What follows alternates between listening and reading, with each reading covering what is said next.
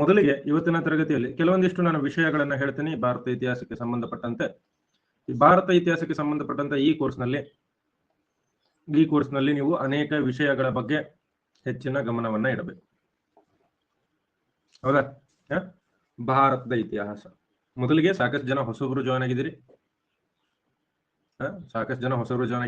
So ಇವತ್ತಿನ class ನಲ್ಲಿ ನಿಮಗೆ ಮೊದಲಿಗೆ ಸ್ವಲ್ಪ ಹೊತ್ತು ನಾನು ಇತಿಹಾಸ ಅಂತಂದ್ರೆ ಏನು, ಇತಿಹಾಸ ಯಾವ್ಯಾವ ಒಂದು ಭಾಗಗಳನ್ನ ಒಳಗೊಂಡಿದೆ, ನಿಮ್ಮ ಸಿಲೆಬಸ್ ಏನು, ಸೊ ನಾವು ಈ ಕೋರ್ಸ್ ನಲ್ಲಿ ಯಾವ ಸಿಲೆಬಸ್ ಅನ್ನ ಕವರ್ ಮಾಡ್ತೀವಿ, ಅದ್ರ ಜೊತೆಗೆ ಇವತ್ತಿನ ತರಗತಿಯಲ್ಲಿ ಪ್ರಾಗೈತಿಹಾಸಿಕ ಕಾಲವನ್ನ ಕೂಡ ನಾವು ಶುರು ಮಾಡೋಣ. ಸಿಲೆಬಸ್ ಅನ್ನು ಬರೆಸ್ತೇನೆ. ಮೊದಲಿಗೆ ಭಾರತದ ಇತಿಹಾಸ, ಇಂಡಿಯನ್ ಹಿಸ್ಟ್ರಿ. ಈ ಇಂಡಿಯನ್ ಹಿಸ್ಟ್ರಿ ಅನ್ನೋದೇನಿದೆ ಅತ್ಯಂತ ಪ್ರಮುಖವಾದಂತಹ ವಿಷಯ.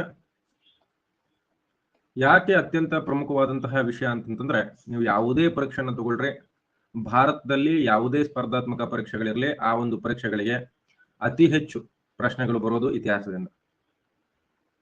ಹೌದಾ?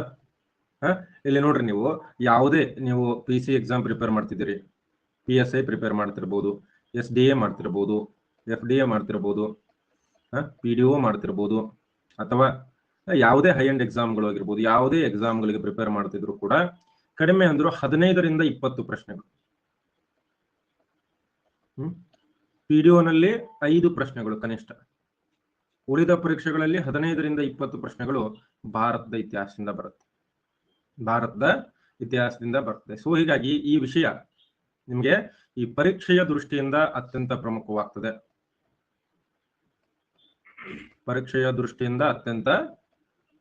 ಪ್ರಮುಖ ಆಗುತ್ತೆ. ಇನ್ನು ಜೀವನದ ದೃಷ್ಟಿಯಿಂದ ಕೂಡ ಇದು ಅತ್ಯಂತ ಪ್ರಮುಖವಾದಂತಹ ವಿಷಯ. ಸರ್, ಇತಿಹಾಸ ಕಲ್ತ್ಬಿಟ್ಟು ಏನ್ ಮಾಡೋದು ಸರ್ ಅಂತೇಳಿ ನೀವು ಕೇಳ್ತೀರಿ. ಇತಿಹಾಸದಿಂದ ನಮ್ಮ ಜೀವನಕ್ಕೆ ಹಲವಾರು ಪಾಠಗಳನ್ನ ನಾವು ಕಲಿತೀವಿ. ಇತಿಹಾಸ ಯಾಕೆ ಇಂಪಾರ್ಟೆಂಟು ನಮ್ಮ ಜೀವನದಲ್ಲಿ? ಯಾಕಂತಂದ್ರೆ ಇತಿಹಾಸ ಅಂದ್ರೆ ಬಹಳ ಜನ ಏನ್ ತಿಳ್ಕೊಂಡ್ಬಿಟ್ಟಿದ್ದಾರೆ, ರಾಜಕೀಯ ಇತಿಹಾಸ ಅಂತ ತಿಳ್ಕೊಂಡ್ಬಿಟ್ಟಿದ್ದಾರೆ. ಇತಿಹಾಸ ಅಂತಂದ್ರೆ ಕೇವಲ ರಾಜಕೀಯ ಇತಿಹಾಸ. ಯಾಕಂತಂದ್ರೆ ನಮ್ಮ ಸ್ಕೂಲ್ ಟೆಕ್ಸ್ಟ್ ಬುಕ್ಗಳಲ್ಲಿ ನಮಗೆ ಏನ್ ಕಲಿಸಿದ್ದಾರೆ? ರಾಜಕೀಯ ಇತಿಹಾಸವನ್ನ ಮಾತ್ರ ಕಲಿಸಿದ್ದಾರೆ. ಬಾಬರ್ ಸತ್ತ ಮೇಲೆ ಹುಮಾಯೂನ್ ಆದ್ಮೇಲೆ ಅಕ್ಬರ್ ಆದ್ಮೇಲೆ ಜಹಾಂಗೀರ್ ಆದ್ಮೇಲೆ ಶಹಾಜಹಾನ್ ಆದ್ಮೇಲೆ ಔರಂಗಜೇಬ್ ಆದ್ಮೇಲೆ ಮುವಜ್ಜಮ್ ಆದ್ಮೇಲೆ ಜಹಾಂದಾರ್ ಶಾ ಆದ್ಮೇಲೆ ಫಾರೂಕ್ ಸಿಯಾರ್ ಆದ್ಮೇಲೆ ರಫಿಯುದ್ ದರಾಜಾತು, ಮೊಹಮ್ಮದ್ ಶಾ ರಂಗೀಲಾ, ಎರಡನೇ ಆಲಂಗೀರ, ಎರಡನೇ ಶಾ ಆಲಂ, ಎರಡನೇ ಅಕ್ಬರು, ಎರಡನೇ ಬಹದ್ದೂರ್ ಶಾ ಜಫರು. ಇದು ಅಷ್ಟೇ ಇತಿಹಾಸ ಅಲ್ಲ. ಇತಿಹಾಸದಲ್ಲಿ 2 ರೀತಿ ನಾವು ಓದುದು ಇತಿಹಾಸ. ಒಂದು ನಾವೇನಂತ ಕರಿತೀವಿ, ವರ್ಟಿಕಲ್ ಹಿಸ್ಟ್ರಿ ಅಂತ ಕರಿತೀವಿ. ವರ್ಟಿಕಲ್ ಹಿಸ್ಟ್ರಿ ಅಂತಂದ್ರೆ ಈಗ ಏನು ಕಲ್ತಿರಲ್ಲ ಇದೆ, ಅವ್ರ ಆದ್ಮೇಲೆ ಇವ್ ರಾಜ, ಇವನಾದ್ಮೇಲೆ ಆ ರಾಜ. ಅದ್ರ ಜೊತೆಗೆ ನೀವು ಏನನ್ನ ಕೂಡ ಕಲಿಬೇಕಾಗುತ್ತೆ, ಹಾರಿಜಾಂಟಲ್ ಹಿಸ್ಟ್ರಿಯನ್ನ ಕೂಡ ಕಲಿಬೇಕಾಗುತ್ತೆ. ಅಂತಂದ್ರೆ ಏನು? ಇತಿಹಾಸದಲ್ಲಿ ಅತ್ಯಂತ ಪ್ರಮುಖವಾಗಿ ನೀವು ಆ ಒಂದು ಕಾಲಘಟ್ಟದ ಸಮಾಜ ಹೇಗಿತ್ತು, ಸಂಸ್ಕೃತಿ ಹೇಗಿತ್ತು, ಧರ್ಮ ಹೇಗಿತ್ತು, ಅರ್ಥವ್ಯವಸ್ಥೆ ಹೇಗಿತ್ತು, ಸಾಹಿತ್ಯ ಹೇಗಿತ್ತು, ಕಲೆ ಮತ್ತು ವಾಸ್ತುಶಿಲ್ಪ ಹೇಗಿತ್ತು. ಈಗ ನೀವು ಹಿಂದಿನ ವರ್ಷದ ಪ್ರಶ್ನೆ ಪತ್ರಿಕೆಗಳನ್ನ ಕೇಳಿದ್ರೆ ರಾಜರ ಬಗ್ಗೆ ಹೆಚ್ಚಿನ ಪ್ರಶ್ನೆಗಳು ಬರ್ತಾವ ಅಥವಾ ಈ ಇತರ ವಿಷಯಗಳ ಬಗ್ಗೆ ಹೆಚ್ಚಿನ ಪ್ರಶ್ನೆಗಳು ಬರ್ತಾವ? ವರ್ಟಿಕಲ್ ಜಾಸ್ತಿ ಬರ್ತಾವ, ಹಾರಿಜಾಂಟಲ್ ಜಾಸ್ತಿ ಬರ್ತಿದ್ಯಾ? ಹಾರಿಜಾಂಟಲ್ಲಿ ಜಾಸ್ತಿ ಬರೋದು. ಸರ್, ಈ ಕೋರ್ಸ್ ನಲ್ಲಿ ನೋಟ್ಸ್ ಬರ್ಸ್ತೀರಾ? ಎಸ್, ನಾನು ನೋಟ್ಸ್ ಬರ್ಸೋದಂದ್ರೆ ನಾನೇ ಬರಿತೀನಿ. ನಾನು ಬರೆದಂತಹ ನೋಟ್ಸ್ಗಳನ್ನ ನೀವು ಕಾಪಿ ಮಾಡ್ಕೊಂಡ್ರೆ ಸಾಕು. ನಾನು ಬರೆದಂತಹ ನೋಟ್ಸ್ಗಳನ್ನ ನೀವು ನಿಮ್ಮ ನೋಟ್ಬುಕ್ ಅಲ್ಲಿ ಬರ್ಕೊಂಡ್ರೆ 99% ಪ್ರಶ್ನೆಗಳು ನಮ್ಮ ತರಗತಿಯಿಂದ ಬರ್ತವೆ. ಇದು ನನ್ನ ಗ್ಯಾರಂಟಿ. 1% ಔಟ್ ಆಫ್ ಬರ್ಬೋದು, ಯು ನೆವರ್ ನೋ. ಬಟ್ 10ರಲ್ಲಿ 9 ಪ್ರಶ್ನೆಗಳು ಇದು ನಮ್ಮ ತರಗತಿಯಿಂದ ಬರುತ್ತೆ. ಇದು ನಮ್ಮ ಒಂದು ಹಾಲ್ಮಾರ್ಕ್, ನಮ್ಮ ತರಗತಿಯ ಹಾಲ್ಮಾರ್ಕ್. ಯಾಕಂತಂದ್ರೆ ನಮ್ಮ ತರಗತಿಗಳನ್ನ ಯಾರು ಮೊದಲಿಗೆ ಕೇಳಿದಿರಿ ಅವ್ರಿಗೆ ಗೊತ್ತಿದೆ ಯಾಕೆ ನಾವು ನಮ್ಮ ತರಗತಿಗಳು ಯಾಕೆ ತುಂಬಾ ಜನ ನೋಡ್ತಾರೆ. ಅತಿ ಹೆಚ್ಚು ಪ್ಲಸ್ ತರಗತಿಗಳು ನಮ್ಮ ಕ್ಲಾಸ್ಗಳನ್ನೇ ನೋಡೋದು ವಿದ್ಯಾರ್ಥಿಗಳು. ಯಾಕೆ ಅಂತಂದ್ರೆ ನಾವು ಅವರಿಗೆ ಈ ಒಂದು ಗ್ಯಾರಂಟಿಯನ್ನು ಕೊಡ್ತೀವಿ. ಬರೀ ಗ್ಯಾರಂಟಿ ಅಷ್ಟೇ ಅಲ್ಲ, PSI 545, FDA, SDA, KPTCL, ಈ ಹಿಂದಿನ 2 ವರ್ಷದಲ್ಲಿ ಯಾವ್ಯಾವ ಪತ್ರಿಕೆ ಆಗಿವೆ ಎಲ್ಲದರಲ್ಲೂ ಕೂಡ 99% ಪ್ರಶ್ನೆಗಳನ್ನ ನಮ್ಮ ತರಗತಿಯಿಂದನೇ ಬಂದಿದೆ. ಯಾರು ನಮ್ಮ ಹಳೆ ವಿದ್ಯಾರ್ಥಿಗಳು ಹಳೆ ನಮ್ಮ ಕ್ಲಾಸ್ಗಳನ್ನು ನೋಡಿದಿರಿ, ಕ್ವಶನ್ ಅನ್ನ ಎಕ್ಸಾಮ್ ಮಾಡಿದಿರಿ, ಅವರು SR01 ಅಂತ ಬರೀರಿ ಒಂದ್ ಸರ್ತಿ ನೋಡೋಣ. ಯಾರಿಗೆ ಇದ್ರ ಮೇಲೆ ಗ್ಯಾರಂಟಿ ಇದೆ ಸರ್? ಹೌದು ಸರ್ ಅಂತ ಹೇಳೋಣ. ಎಸ್, ನಮ್ಮ ಹಳೆ ವಿದ್ಯಾರ್ಥಿಗಳಿಗೆ ಇದ್ರ ಬಗ್ಗೆ ಗೊತ್ತು. ಸೊ ಈ ಕೋರ್ಸು ಕೂಡ ಅದೇ ಲೆವೆಲ್ ಅಲ್ಲಿ ಇರುತ್ತೆ. ಎಲ್ಲಾ ಪ್ರಶ್ನೆಗಳನ್ನ ನಾನು ಕವರ್ ಮಾಡುತ್ತೆ. ಎಲ್ಲಾ ಪ್ರಶ್ನೆಗಳನ್ನ ನಾನು ಈ ತರಗತಿಯಲ್ಲೂ ಕೂಡ ನಿಮ್ಮ ಜೊತೆಗೆ ಕವರ್ ಮಾಡ್ತೀನಿ. ಓಕೆ, ಸೊ ಅರ್ಥ ಆಯ್ತಾ? ವರ್ಟಿಕಲ್ ಇತಿಹಾಸ, ಊರ್ಧ್ವ ಇತಿಹಾಸ ಮಾತ್ರ ಅಧ್ಯಯನ ಮಾಡೋದಲ್ಲ. ಇತಿಹಾಸ ಅಂತಂದ್ರೆ ಹಾರಿಜೆಂಟಲ್ ಆಗಿರ್ತಕ್ಕಂಥ ಇತಿಹಾಸವನ್ನ ಕೂಡ ಅಧ್ಯಯನ ಮಾಡಬೇಕು. ಈ ಕೋರ್ಸ್ ನಲ್ಲಿ ವಿಶೇಷ ಏನಂತಂದ್ರೆ ಈ ಎಲ್ಲಾ ವಿಷಯಗಳನ್ನ ಕೂಡ ನಾನು ಕವರ್ ಮಾಡ್ತೀನಿ. ಅವರ ಸಮಾಜ ಹೇಗಿತ್ತು, ಸಂಸ್ಕೃತಿ ಹೇಗಿತ್ತು, ಸಾಹಿತ್ಯ ಯಾವುದು, ಧರ್ಮ ಯಾವುದು, ಅರ್ಥವ್ಯವಸ್ಥೆ ಹೇಗಿತ್ತು, ಕಲೆ ಮತ್ತು ವಾಸ್ತುಶಿಲ್ಪ, ಪ್ರತಿಯೊಂದು ವಿಷಯಗಳನ್ನ ಈ ಒಂದು 42 ಸೆಷನ್ಗಳಿವೆ. 42 ಸೆಷನ್ ನಲ್ಲಿ ನಿಮಗೆ ಇತಿಹಾಸದ 3 ಭಾಗಗಳನ್ನ ಕವರ್ ಮಾಡಲಾಗುತ್ತೆ. ಅದು ಪ್ರಾಚೀನ ಭಾರತದ ಇತಿಹಾಸ ಇರ್ಬೋದು, ಮಧ್ಯಯುಗೀನ ಭಾರತದ ಇತಿಹಾಸ ಇರ್ಬೋದು, ಆಧುನಿಕ ಭಾರತದ ಇತಿಹಾಸ, ancient, medieval as well as modern. Sir syllabus ಏನು? ಮೊದಲಿಗೆ ಯಾವುದೇ ಒಂದು ಪರೀಕ್ಷೆಯನ್ನ ಅಟೆಂಡ್ ಮಾಡಬೇಕು ಅಂತಂದ್ರೆ ಮೊದಲು ಸಿಲೆಬಸ್ ಏನಿರಬೇಕು ಅನ್ನೋದನ್ನ ಅರ್ಥ ಮಾಡ್ಕೊಳ್ರಿ. ಸಿಲೆಬಸ್ ಏನಿರಬೇಕು ಅನ್ನೋದನ್ನ ನೀವು ಅರ್ಥ ಮಾಡ್ಕೊಳ್ರಿ. ಸೊ ಮೊದಲಿಗೆ ಪ್ರಾಚೀನ ಭಾರತ ಇತಿಹಾಸದಲ್ಲಿ ನಮಗೆ ಏನ್ ಸಿಲೆಬಸ್ ಇದೆ? ಬಹಳ ಟೈಮ್ ವೇಸ್ಟ್ ಮಾಡೋದಿಲ್ಲ, ಸಿಲೆಬಸ್ ಹೇಳಿ ಶುರು ಮಾಡ್ಬಿಡ್ತೀನಿ ನನ್ನ ಟಾಪಿಕ್. ಓಕೆ, ಪ್ರಾಚೀನ ಭಾರತದ ಇತಿಹಾಸ. ಪ್ರಾಚೀನ ಭಾರತದ ಇತಿಹಾಸ ಇಲ್ಲಿ ಏನೇನು? ಮೊದಲೇ ಎಲ್ಲಿಂದ ಶುರು ಮಾಡ್ತೀವಿ ನಾವು? ಪ್ರಾಗೈತಿಹಾಸಿಕ ಕಾಲದಿಂದ ಶುರು ಮಾಡೋಣ. ಈ ಪ್ರಾಗೈತಿಹಾಸಿಕ ಕಾಲದಲ್ಲಿ ಏನನ್ನ ಅಧ್ಯಯನ ಮಾಡೋಣ? ಶಿಲಾಯುಗ ಯಾವ ರೀತಿ ಇತ್ತು? ಶಿಲಾಯುಗದಲ್ಲಿ ನಮಗೆ ಪ್ರಾಚೀನ ಶಿಲಾಯುಗ ಅಂತ ಬರುತ್ತೆ, ಅಥವಾ ಹಳೆ ಶಿಲಾಯುಗ, ಸೂಕ್ಷ್ಮ ಶಿಲಾಯುಗ, ನವಶಿಲಾಯುಗ, ತಾಮ್ರ ಶಿಲಾಯುಗ. ತಾಮ್ರ ಶಿಲಾಯುಗ ಕೂಡ ಅಷ್ಟೇ ಇಂಪಾರ್ಟೆಂಟು. ಅದಾದ್ಮೇಲೆ ದಕ್ಷಿಣ ಭಾರತದಲ್ಲಿ ಆಶ್ಮೌಂಡ್ ಕಲ್ಚರ್ ಅಥವಾ ಮೆಗಾಲಿಥಿಕ್ ಕಲ್ಚರ್ಗಳು, ಬೂದಿ ದಿಬ್ಬ ಸಂಸ್ಕೃತಿ ಅಂತ ಏನು ಬರುತ್ತೆ, ಈ ಬೂದಿ ದಿಬ್ಬ ಸಂಸ್ಕೃತಿ ಅಥವಾ ಮೆಗಾಲಿಥಿಕ್ ಸಂಸ್ಕೃತಿಗಳನ್ನ ಅಧ್ಯಯನ ಮಾಡೋಣ. ಎಸ್, ಇವೆಲ್ಲವನ್ನ ಇದೇ ಒಂದು ಪ್ರಾಗೈತಿಹಾಸಿಕ ಕಾಲದಲ್ಲಿ ಅಧ್ಯಯನ ಮಾಡೋಣ. ಪ್ರಾಚೀನ ಶಿಲಾಯುಗ ಅಥವಾ ಹಳೆ ಶಿಲಾಯುಗ, ಸೂಕ್ಷ್ಮ ಶಿಲಾಯುಗ, ತಾಮ್ರ ಶಿಲಾಯುಗ. ಇದರ ನಂತರದಲ್ಲಿ ನೆಕ್ಸ್ಟ್ ಯಾವುದು?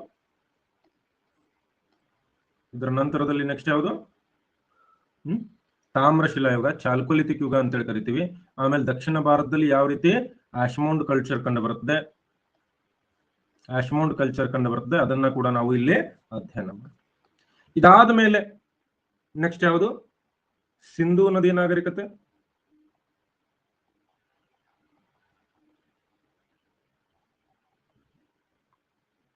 ಸಿಂಧೂ ನದಿ ನಾಗರಿಕತೆ ಬಗ್ಗೆ ಅಧ್ಯಯನ ಮಾಡೋಣ. ಸಿಂಧೂ ನದಿ ನಾಗರಿಕತೆ ಆದ್ಮೇಲೆ ನೆಕ್ಸ್ಟ್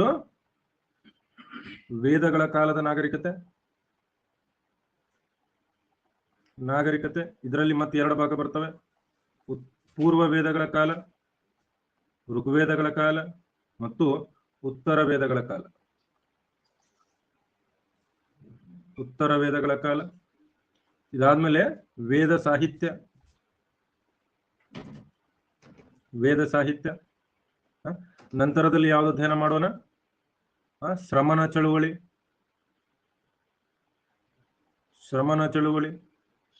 ನೆಕ್ಸ್ಟ್ 6ನೇ ಶತಮಾನದ ಭಾರತ. 6ನೇ ಶತಮಾನದ ಭಾರತದಲ್ಲಿ ಮತ್ತು ಬೇರೆ ಬೇರೆ ಟಾಪಿಕ್ಗಳು ಬರ್ತವೆ. ಏನು? ಹೊಸ ಧರ್ಮಗಳ ಉದಯ. ಹೊಸ ಧರ್ಮಗಳ ಉದಯದಲ್ಲಿ ಯಾವ್ಯಾವ ಧರ್ಮಗಳನ್ನ ನೋಡ್ತೀವಿ ನಾವು? ಜೈನ ಧರ್ಮ, ಬೌದ್ಧ ಧರ್ಮ, ಅಜೀವಿಕ, ಚಾರ್ವಾಕ ಧರ್ಮ. ಇನ್ನು ನೆಕ್ಸ್ಟ್ ಏನ್ ನೋಡ್ತೀವಿ? ಮಹಾಜನಪದಗಳು.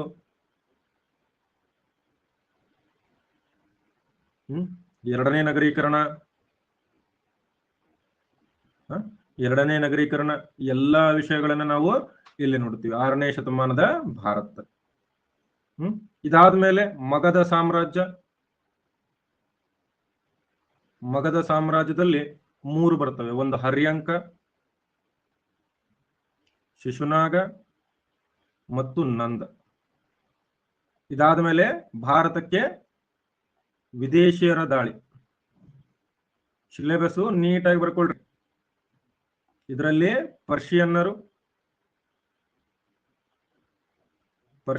ಮತ್ತು ಅಲೆಕ್ಸಾಂಡರ್ ದ ಗ್ರೇಟ್. ಪರ್ಷಿಯನ್ನರು ಮತ್ತು ಅಲೆಕ್ಸಾಂಡರ್ ದ ಗ್ರೇಟ್, ಇದು ಸಿಲೆಬಸ್. ಬೇಗ ಬೇಗ ಬರ್ಕೊಳ್ರಿ.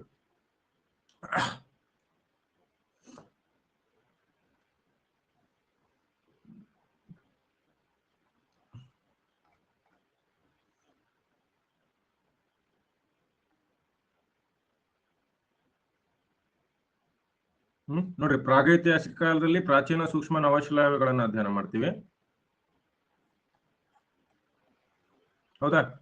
ಇದಾದ್ಮೇಲೆ ದಕ್ಷಿಣ ಭಾರತದಲ್ಲಿ ಆಶ್ಮೌಂಡ್ ಕಲ್ಚರು, ಮೆಗಾಲಿಥಿಕ್ ಕಲ್ಚರು. ಆಮೇಲೆ ಸಿಂಧೂ ನದಿ ನಾಗರಿಕತೆ, ವೇದಗಳ ಕಾಲದ ನಾಗರಿಕತೆ, ಪೂರ್ವ ವೇದಗಳ ಕಾಲ, ಉತ್ತರ ವೇದಗಳ ಕಾಲ, ವೇದ ಸಾಹಿತ್ಯ, ಶ್ರಮಣ ಚಳವಳಿ, 6ನೇ ಶತಮಾನದ ಭಾರತ, ಹೊಸ ಧರ್ಮಗಳ ಉದಯ, ಜೈನ, ಬೌದ್ಧ, ಅಜೀವಿಕ, ಚಾರ್ವಾಕ, ಮಹಾಜನಪದಗಳು, 2ನೇ ನಗರೀಕರಣ, ಇನ್ನು ಮಗಧ ಸಾಮ್ರಾಜ್ಯ, ಹರ್ಯಂಕ, ಶಿಶುನಾಗ, ನಂದ, ವಿದೇಶಿಯರ ದಾಳಿ, ಪರ್ಷಿಯನ್ನರು, ಅಲೆಕ್ಸಾಂಡರ್ ದ ಗ್ರೇಟ್. ಇದು ಬರೀ ಪ್ರಾಚೀನ ಭಾರತದ ಹೇಳ್ತಾ ಇದೆ. ಓಕೆ, ಇದಾದ ಮೇಲೆ ನೆಕ್ಸ್ಟ್ ಯಾವುದು ಇಲ್ಲಿ? Very good. ಮೌರ್ಯ ಸಾಮ್ರಾಜ್ಯ. ಅದಾದ್ಮೇಲೆ ಮೌರ್ಯೋತ್ತರ ಭಾರತ. ಮೌರ್ಯೋತ್ತರ ಭಾರತದಲ್ಲಿ 2 ರೀತಿ ನೋಡೋಣ. ಒಂದು ಕಡೆಯಲ್ಲಿ ನಾವು ಯಾರನ್ನ ನೋಡಬೇಕು? ಈ ಶುಂಗರು ಮತ್ತು ಕನ್ವರು. ಇನ್ನೊಂದು ಕಡೆಯಲ್ಲಿ ವಿದೇಶಿಯರು ಭಾರತಕ್ಕೆ ಬರ್ತಾರೆ. ವೇಟ, ಬೇಗ ಬರ್ಕೊಳ್ರಿ ಇದನ್ನ. ರುಕ್ಮಾ, ಮಮತಾ,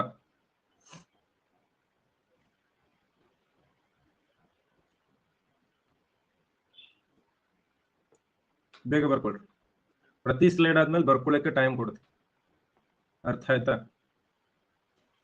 PDF ಕ್ಲಾಸ್ ನಂತರ ಡೌನ್ಲೋಡ್ ಮಾಡ್ಕೋಬಹುದು. ಮಲ್ಲಿಕಾರ್ಜುನ್, ಕರ್ನಾಟಕ ಹಿಸ್ಟ್ರಿ ಅಂತಿಲ್ಲಪ್ಪ, ಮೊನ್ನೆನೆ ಮಾಡಿದ್ದೀನಿ ಕರ್ನಾಟಕ ಹಿಸ್ಟ್ರಿ. ಏನಂತಿದೆ ಈ ಕೋರ್ಸ್ ಹೆಸರು?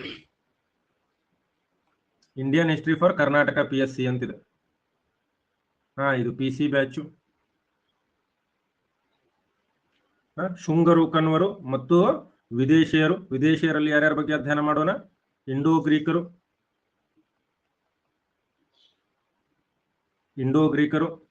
ನಂತರದಲ್ಲಿ ಯಾರು? ಸಕರು, ಪಾರ್ಥಿಯನ್ನರು, ಕುಶಾಣ. PDO ಬ್ಯಾಚ್ ಅಲ್ವಾ? ಎಸ್, PDO PC ಎಲ್ಲ ಎಕ್ಸಾಮ್ಗೂ ಇದೇ ಬ್ಯಾಚ್. ಓಕೆ, ಡೈಲಿ 1 ಅವರ್ ಇರುತ್ತೆ. ಮೌರ್ಯೋತ್ತರ ಭಾರತ ಆದ್ಮೇಲೆ ಆಮೇಲೆ ಯಾವ್ದು ನೋಡೋಣ? ಈ ಸಂಗಮ ಯುಗದ ಬಗ್ಗೆ ಅಧ್ಯಯನ ಮಾಡೋಣ. ಸಂಗಮ ಯುಗ, ಶಾತವಾಹನರು. ಇದರ ನಂತರದಲ್ಲಿ ನೆಕ್ಸ್ಟ್ ಯಾವುದು? ಗುಪ್ತ ಯುಗ, ಗುಪ್ತ ಸಾಮ್ರಾಜ್ಯ. ಇದಾದ್ಮೇಲೆ ವಾಕಟಕರು ಮತ್ತು ವರ್ಧನರು.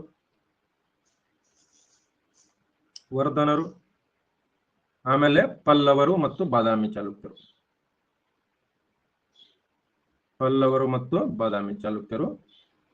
ಇದಿಷ್ಟು ನಮ್ಮ ಪ್ರಾಚೀನ ಭಾರತದ ಇತಿಹಾಸ. ಚೋಳರು ಮಧ್ಯಯುಗದಲ್ಲಿ ಬರ್ತಾರೆ.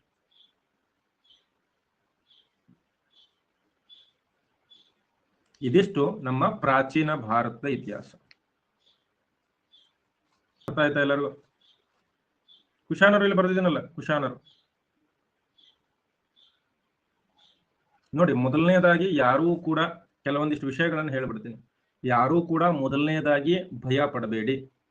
1. 2ನೇದು ಅರ್ಜೆಂಟ್ ಮಾಡಬೇಡ್ರಿ. ನಾನು ಕಳೆದ 7 ವರ್ಷಗಳಿಂದ ಇದನ್ನೇ ಮಾಡ್ತಾ ಇದ್ದೀನಿ.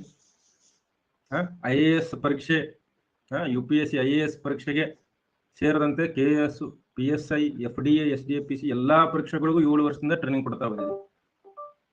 ಅತಿ ಹೆಚ್ಚು ಸಂಖ್ಯೆಯಲ್ಲಿ ನಾನು ವಿದ್ಯಾರ್ಥಿಗಳನ್ನ ತಮ್ಮ ಗುರಿ ಮುಟ್ಟಿಸಿದ್ದೀನಿ. ಸೊ ನಮ್ಮ ಕ್ಲಾಸ್ನಲ್ಲಿ ನನ್ನನ್ನ ನಂಬ್ರಿ. ನಾನು ನಿಮ್ಮ ಸಮಾಜ ಸೇವಕ ಶಿವರಾಜ್ ಕುಮಾರ್. ನನ್ನನ್ನು ನಂಬಿ ನನ್ನ ಮೇಲೆ ನಂಬಿಕೆ ಇಡ್ರಿ. ಕ್ಲಾಸನ್ನ ನಿಧಾನವಾಗಿ ತಾಳ್ಮೆಯಿಂದ ನೋಡ್ಬೇಕು. ನಿಧಾನವಾಗಿ ತಾಳ್ಮೆಯಿಂದ ನೋಡ್ರಿ.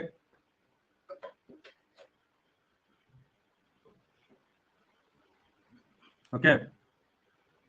ಹಳೆ ವಿದ್ಯಾರ್ಥಿಗಳು ನೀವೇ ಹಪ್ ಮಾಡಬೇಡ್ರಿ. ಹೊಸ ವಿದ್ಯಾರ್ಥಿಗಳು ಬಂದಾರ, ಅವ್ರಿಗೆ ನೀವು ವೆಲ್ಕಮ್ ಮಾಡ್ಕೋಬೇಕು. ಅದು ಬಿಟ್ಟು ಅವ್ರಿಗಿಂತ ಮೊದಲು ನೀವೇ ಹಪ್ ಮಾಡಾಕತ್ರಿ. ಸರ್ ಕನ್ಕ್ಲೂಷನ್ ಕ್ಲಿಯರ್ ಮಾಡಿ ಸರ್. ಇದು ಪಿಡಿಒ ಬ್ಯಾಚ್ ಅಥವಾ ಪಿ ಸಿ ಬ್ಯಾಚ್? ಅಮ್ಮ, this is a PDO plus P C batch. ಎರಡಕ್ಕೂ ಸಿಲೆಬಸ್ ಸೇಮ್ ಇದೆ. ಸೊ ಇದು ಪಿಡಿಒ ಬ್ಯಾಚ್ನ ಭಾಗ ಕೂಡ ಹೌದು, ಪಿ ಸಿ ಬ್ಯಾಚ್ನ ಭಾಗ ಕೂಡ ಹೌದು. ನೀವು PSI ಬರೀತಿದ್ರೆ ಅದರ ಭಾಗ ಕೂಡ ಹೌದು. ಭಾರತದ ಇತಿಹಾಸ ಪಿ ಸಿ ಪಿಡಿಒ ಬೇರೆ ಬೇರೆ ಇದೆಯಾ, ಏನು ಒಂದೇ ಇದೆಯಾ? ಭಾರತದ ಇತಿಹಾಸ ಸಿಲೆಬಸ್ ಚೇಂಜ್ ಆಗುತ್ತಾ ಬೇರೆ ಬೇರೆ ಎಕ್ಸಾಮ್ಗಳಿಗೆ? ಇಲ್ಲ, ಎಲ್ಲ ಒಂದೇ. ಹೊಯ್ಸಳ ಬ್ಯಾಚ್ ಇದು.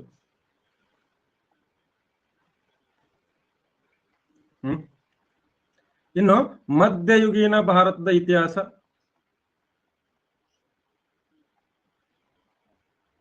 ಮಧ್ಯಯುಗೀನ ಭಾರತದ ಇತಿಹಾಸದಲ್ಲಿ ನಾವು ಏನನ್ನ ಅಧ್ಯಯನ ಮಾಡಬೇಕು? ಮೊದಲನೇದಾಗಿ ನಾವು ಎಲ್ಲಿಂದ ಶುರು ಮಾಡ್ತೀವಿ? ತ್ರಿಪಕ್ಷೀಯ ಹೋರಾಟ. ತ್ರಿಪಕ್ಷೀಯ ಹೋರಾಟ ನಡೀತದೆ. ಯಾರ್ಯಾರು?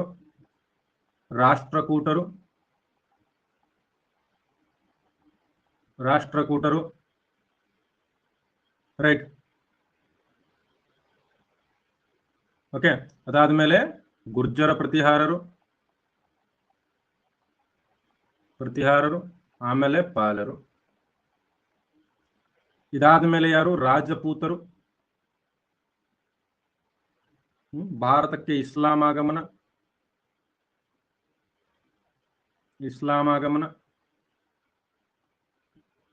ಭಾರತಕ್ಕೆ ಇಸ್ಲಾಂ ಆಗಮನ. ಇದಾದ ಮೇಲೆ ಯಾವುದು? ಅರಬ್ಬರ ಸಿಂಧ್ ಆಕ್ರಮಣ.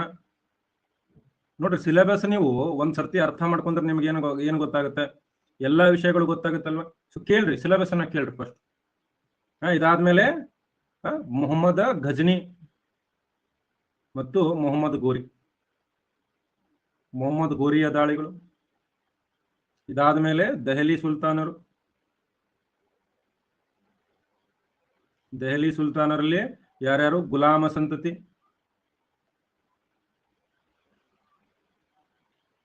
ಆಮೇಲೆ ಖಿಲ್ಜಿ ಸಂತತಿ,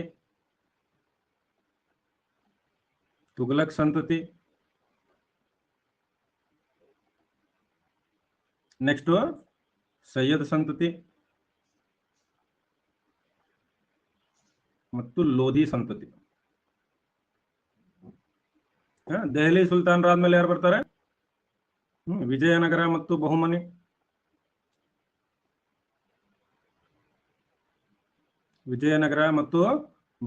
ಸಾಮ್ರಾಜ್ಯ. ಭಕ್ತಿ ಮತ್ತು ಸೂಫಿ ಚಳುವಳಿಗಳು.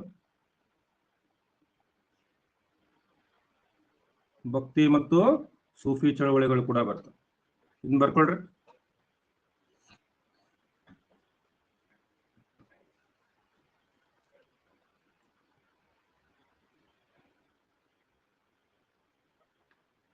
ಮಧ್ಯಯುಗೀನ ಭಾರತದಲ್ಲಿ ನೀವು ಏನ್ ಮಾಡ್ತೀರಿ ಅಂತಂದ್ರೆ ಕೇವಲ ದೆಹಲಿ ಸುಲ್ತಾನರು ಅಷ್ಟೇ ಸಿಲೆಬಸ್ ಇದೆ ಅಂತ ತಿಳ್ಕೊಂಡ್ಬಿಟ್ಟಿದ್ದಾರೆ.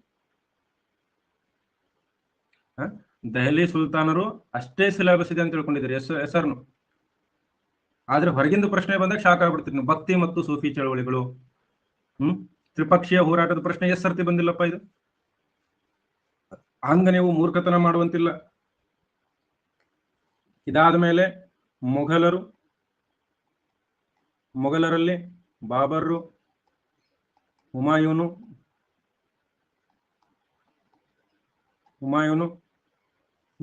ಅಕ್ಬರ್ರು, ಜಹಾಂಗೀರು, ಶಹಾಜಹಾನು,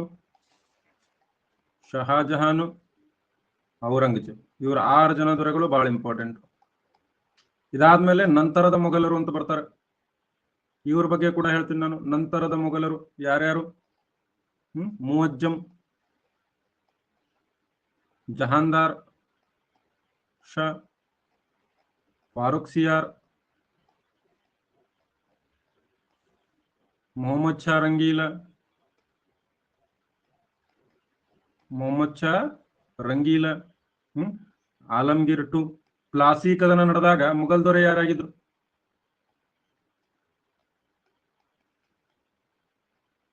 ಪ್ಲಾಸಿ ಕದನ ನಡೆದಾಗ ಮೊಘಲ್ ದೊರೆ ಯಾರಾಗಿದ್ರು?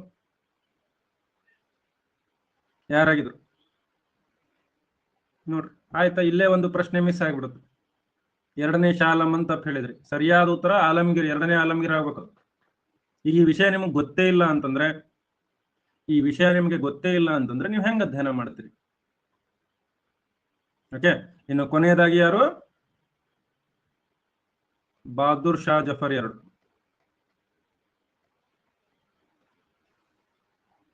ಇನ್ನು ಇದಾದ ಮೇಲೆ ಶೇರ್ ಶಾ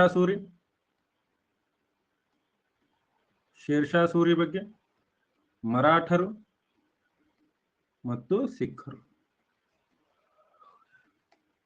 ಇದಿಷ್ಟು ನಿಮ್ಮ ಮಧ್ಯಯುಗದ ಭಾರತದ ಇತಿಹಾಸ.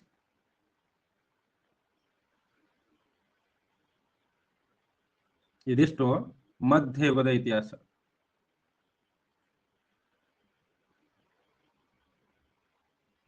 ಕ್ಲಿಯರ್ ಇದೆಯಾ?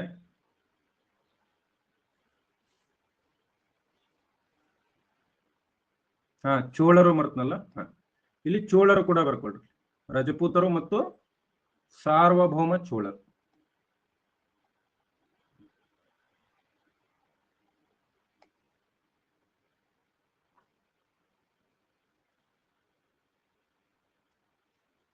ಕ್ಲಿಯರ್ ಇದೆ ಎಲ್ಲರಿಗೂ? Is it clear?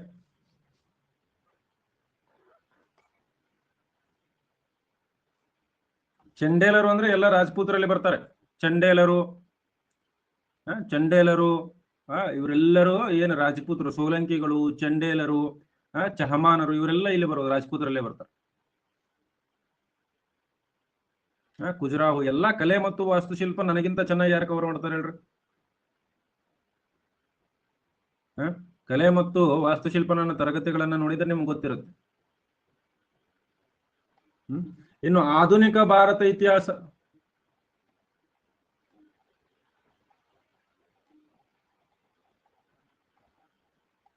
ಬೇಗ ಬರ್ಕೊಳ್ರಿ.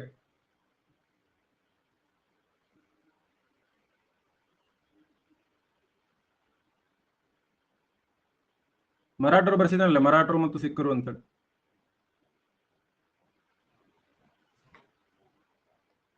ಆಧುನಿಕ ಭಾರತ ಇತಿಹಾಸದಲ್ಲಿ ಭಾರತಕ್ಕೆ ಯುರೋಪಿಯನ್ನರ ಆಗಮನ,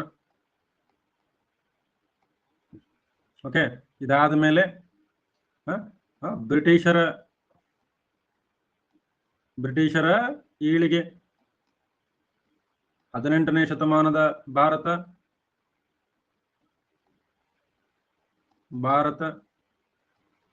ರೈಟ್. ಇದಾದ್ಮೇಲೆ ಆಂಗ್ಲೋ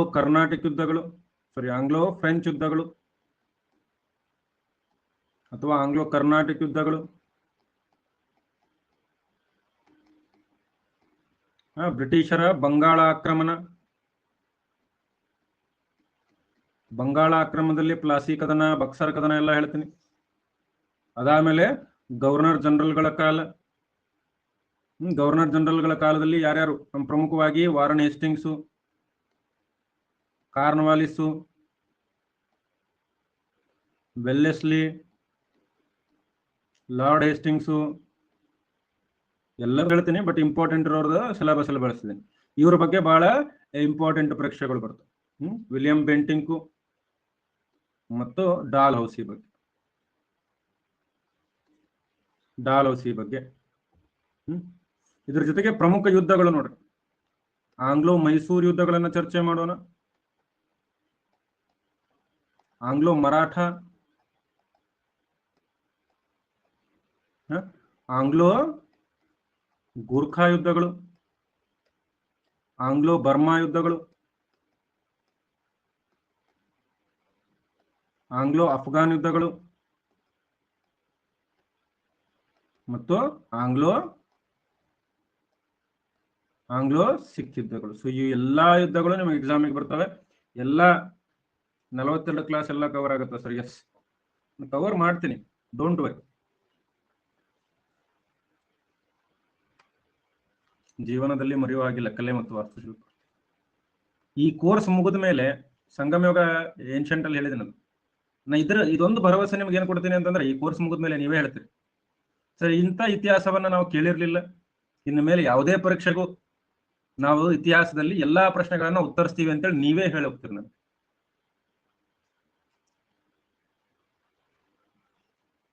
ನೀವೇ ಹೇಳಿ ಹೋಗ್ತೀರಿ.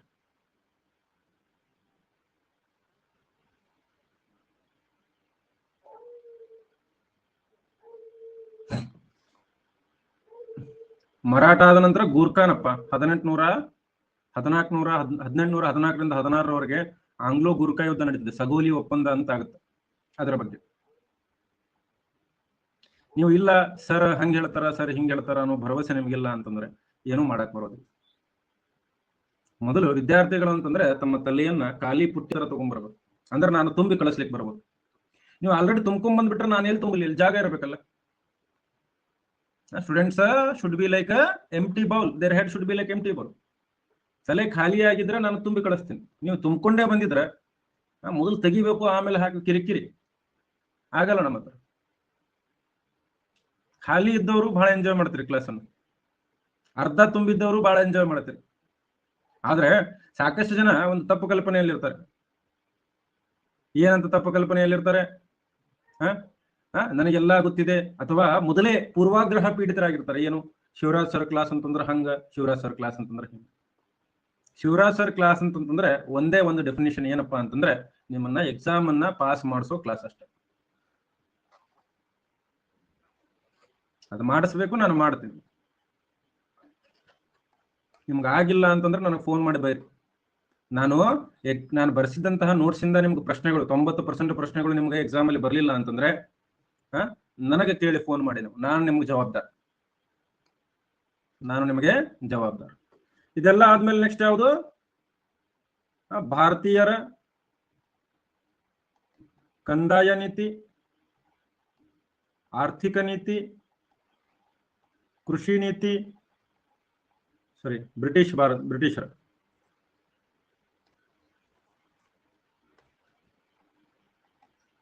ಬ್ರಿಟಿಷರ ಕಂದಾಯ, ಆರ್ಥಿಕ, ಕೃಷಿ, ಶಿಕ್ಷಣ ಮತ್ತು ಪತ್ರಿಕಾ ನೀತಿಯನ್ನ ಕೂಡ ಅಧ್ಯಯನ ಮಾಡೋಣ. ಇದಾದ್ಮೇಲೆ ಆಸ್ ಯೂಶುವಲ್ 1857ರ ದಂಗೆ. ಇದಾದ್ಮೇಲೆ ಸಾಮಾಜಿಕ ಮತ್ತು ಧಾರ್ಮಿಕ ಸುಧಾರಣೆಗಳು.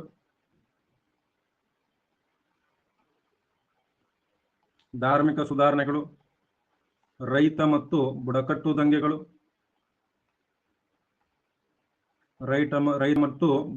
ದಂಗೆಗಳು. ಇದಾದ್ಮೇಲೆ ಭಾರತದಲ್ಲಿ ರಾಷ್ಟ್ರೀಯತೆಯ ಉದಯ, ಉಗಮ, ಕಾಂಗ್ರೆಸ್ ರಚನೆ. ಅದಾದ್ಮೇಲೆ ಮಂದಗಾಮಿ ಯುಗ,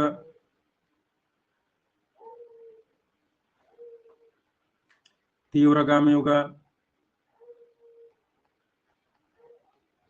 ಮಧ್ಯದಲ್ಲಿ ವೈಸ್ರಾಯಗಳ ಕಾಲ, ಪ್ರಮುಖ ವೈಸ್ರಾಯರ ಬಗ್ಗೆ ಹೇಳ್ತೀನಿ.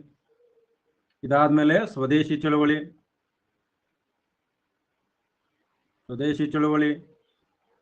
Home rule league.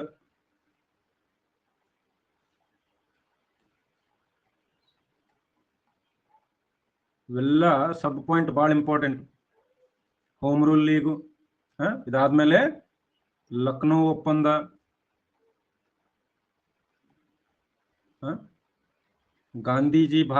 ಗಾಂಧೀಜಿ ಮೊದಲಿಗೆ ಆಫ್ರಿಕಾದಲ್ಲಿ, ಆಮೇಲೆ ಭಾರತಕ್ಕೆ ಆಗಮನ ಆದಮೇಲೆ ಚಂಪಾರನ್ನು,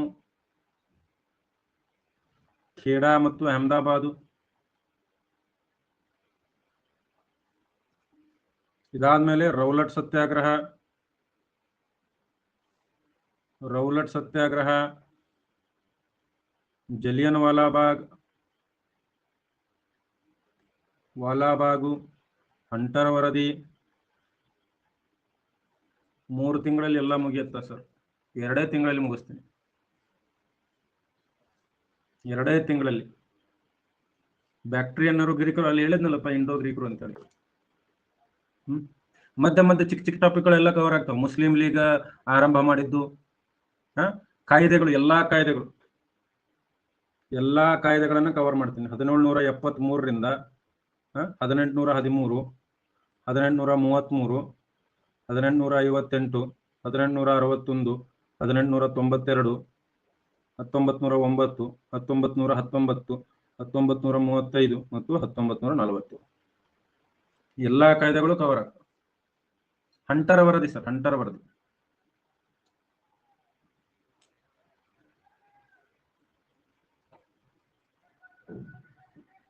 ಪಾಲಿಟಿಗೆ ಅಲ್ಲ, ಪಾಲಿಟಿನಲ್ಲಿ ಇಲ್ಲಿ ಇಂಪಾರ್ಟೆಂಟ್ ಪಾಯಿಂಟ್ಗಳನ್ನು ಅಷ್ಟೇ ಹೇಳೋದಿಲ್ಲ.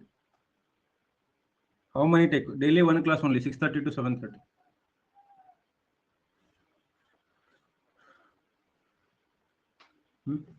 ಬರ್ಕೊಂಡ್ರಲ್ಲ ಎಲ್ಲರೂ? ಯಾರಿಗೆ ಸಿಲೆಬಸ್ ಗೊತ್ತಿರಲ್ಲ ಅವರು ಕಷ್ಟ ಓದೋದು. ಸಿಲೆಬಸ್ ತಿಳ್ಕೊಳ್ರಿ, ಈಸಿ ಆಗುತ್ತೆ. ಬೇಕಾದ್ರೆ ಎಕ್ಸ್ಟ್ರಾ ಕ್ಲಾಸ್ ಹಾಕೊಂತೀನಿ ತಗೊಳ್ರಿ, ಡೋಂಟ್ ವರಿ.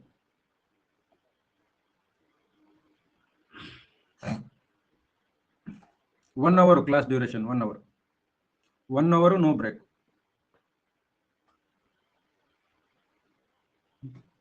ಇದಾದ ಮೇಲೆ ಖಿಲಾಫತ್ ಅಸಹಕಾರ,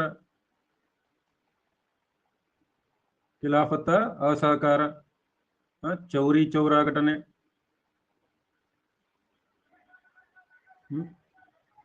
ಸ್ವರಾಜ್ ಪಕ್ಷ ಮತ್ತು ಬದಲಾವಣೆ ಬಯಸಿದವರು,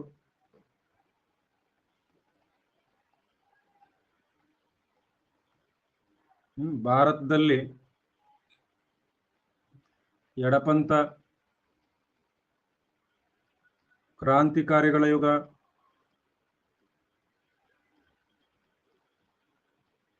ಆಮೇಲೆ ಬೆಳಗಾವಿ ಕಾಂಗ್ರೆಸ್,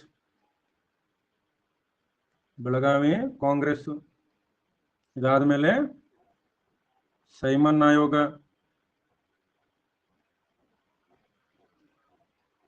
ಮೋತಿಲಾಲ್ ನೆಹರು ವರದಿ,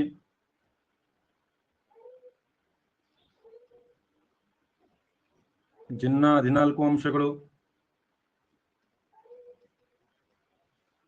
KPSC ಎಲ್ಲ ಎಕ್ಸಾಮ್ಗೂ ಇದೆ ಸಿಲೆಬಸ್. ಓಕೆ, ಜಿನ್ನಾ 14 ಅಂಶಗಳು, ದೀಪಾವಳಿ ಆಫರ್,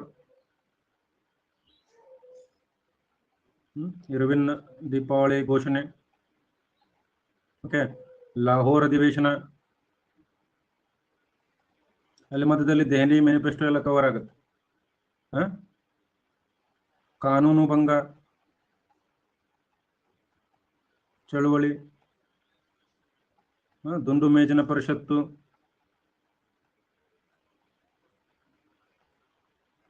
ಪರಿಷತ್ತುಗಳು, ಕೋಮುವಾರು ತೀರ್ಪು,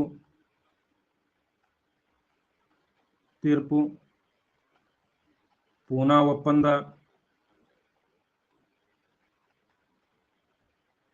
ಕಾಂಗ್ರೆಸ್ ಸಮಾಜವಾದಿ ಪಕ್ಷ,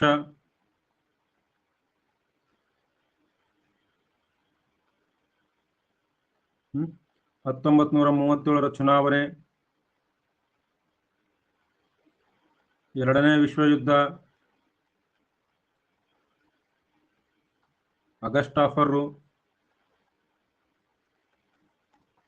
ನೋಡ್ರಿ, ಈ ಎಲ್ಲಾ ವಿಷಯಗಳ ಮೇಲೆ ಓಲ್ಡ್ ಕ್ವಶನ್ ಪೇಪರ್ಲಿ ಪ್ರಶ್ನೆಗಳನ್ನ ನೋಡಿದೀರಾ? ಕಥೆಯ ರೂಪದಲ್ಲಿ ಹೇಳ್ತೀನಿ ನಿಮ್ಗೆ, ಇಶ್ವೇ ನೆನಪುಳಿಯೋದಿಲ್ಲ ಅಂತ ಹೆದರ್ಬೇಡ್ರಿ ಪ್ರಕಾಶ್. ಕಥೆಯ ರೂಪದಲ್ಲಿ ನಾನು ಹೇಳ್ತೀನಿ, ನಿಮ್ಗೆ ನೆನಪುಳಿಯೋಂಗನೆ ಹೇಳ್ತಾರೆ.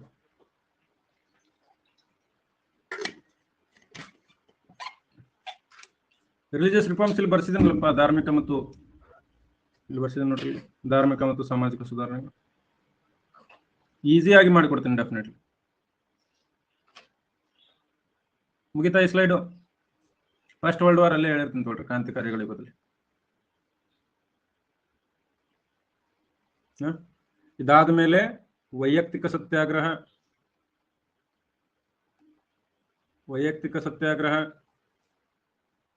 ಕ್ರಿಪ್ಸ್ ಮಿಷನ್,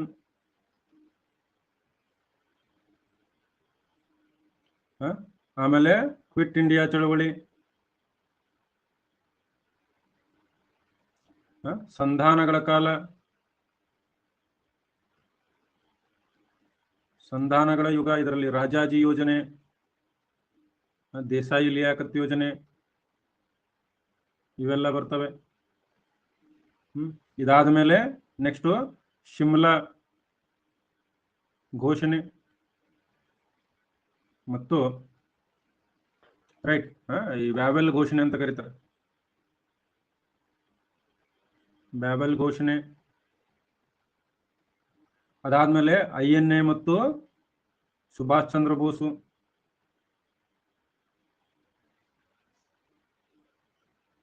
INA ಮತ್ತು ಸುಭಾಷ್ ಚಂದ್ರ ಬೋಸು. ನಂತರದಲ್ಲಿ ಯಾವುದು? ವೆರಿ ಗುಡ್, INA ವಿಚಾರಣೆಗಳು, RIN ದಂಗೆ, ಕ್ಯಾಬಿನೆಟ್ ಆಯೋಗ. ಇದಾದ್ಮೇಲೆ ಯಾವುದು? ನೇರ ಕ್ರಮ ದಿನ, ಅಟ್ಲಿ ಘೋಷಣೆ,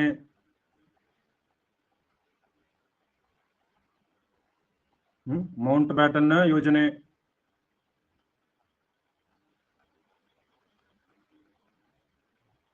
ವಿಭಜನೆ ಮತ್ತು ಸ್ವತಂತ್ರ, ಭಾರತದ ಏಕೀಕರಣ. ಇಲ್ಲಿ ತನಕ ನಿಮ್ಮ ಸಿಲೆಬಸ್ ಇದೆ. ಇಷ್ಟು ಸಿಲೆಬಸ್ ಈ ಕೋರ್ಸ್ ಅಲ್ಲಿ ನಾನು ಕವರ್ ಮಾಡ್ತೀನಿ sir. Old TET course notes ಮಾಡಿದೀವಿ ಸರ್. ಈ ಕೋರ್ಸ್ ಎಕ್ಸ್ಟ್ರಾ ಇರುತ್ತಾ? ಹೊಸ ನೋಟ್ಸ್ ಮಾಡ್ಬೇಕಾ? ಆ ನೋಟ್ಸ್ ಇಟ್ಕೊಳ್ರಿ, ಎಕ್ಸ್ಟ್ರಾ ಪಾಯಿಂಟ್ಗಳನ್ನ ಆ್ಯಡ್ ಮಾಡ್ತಾ ಹೋಗ್ರಿ ಅಷ್ಟೇ. ನೋಡ್ರಿ ನಮ್ಮ ನೋಟ್ಸ್ ಎಷ್ಟು ಸ್ಲೈಡ್ ಆಯ್ತು? ಬರೀ ಸಿಲೆಬಸ್ 1 2 3 4 5 6 7 8 9. ಹ್ಯಾಂಡ್ ರೈಟಿಂಗ್ ಸ್ವಲ್ಪ ಅರ್ಥ ಆಗ್ಲಿಲ್ಲ ಸರ್. Very good. ನನಗಿಂತ ಚೆನ್ನಾಗಿ ಯಾರು ಬರ್ತಾರೆ ಹೇಳ್ರಿ ಅನ್ಅಕಾಡೆಮಿಲಿ ಹ್ಯಾಂಡ್ ರೈಟಿಂಗ್?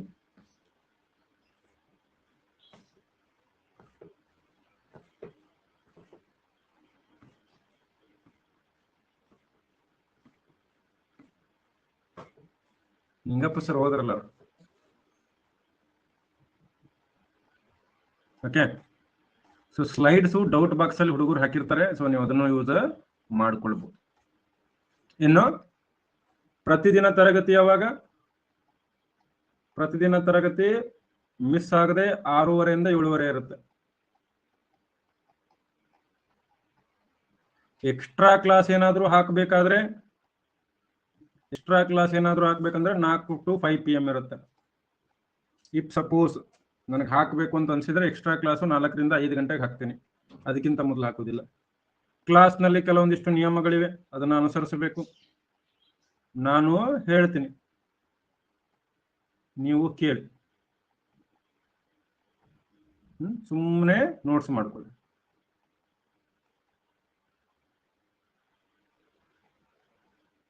ಓಕೆ, ಕೊನೆಯ 5 ನಿಮಿಷ ಏನಿರುತ್ತೆ, ರೈಸ್ ಹ್ಯಾಂಡ್ ನೀವು ಮಾಡಬಹುದು. ರೈಸ್ ಹ್ಯಾಂಡ್ಗೆ ಅವಕಾಶ ಇದೆ ಕೊನೆಯ 5 ನಿಮಿಷ. ಸುಮ್ಮನೆ ಗಲಾಟೆ ವಗೈರೆ ಮಾಡಿದವರನ್ನ ಪೊಲೀಸರ ತಾವಕ್ಕೆ ಕೊಡಲಾಗುವುದು.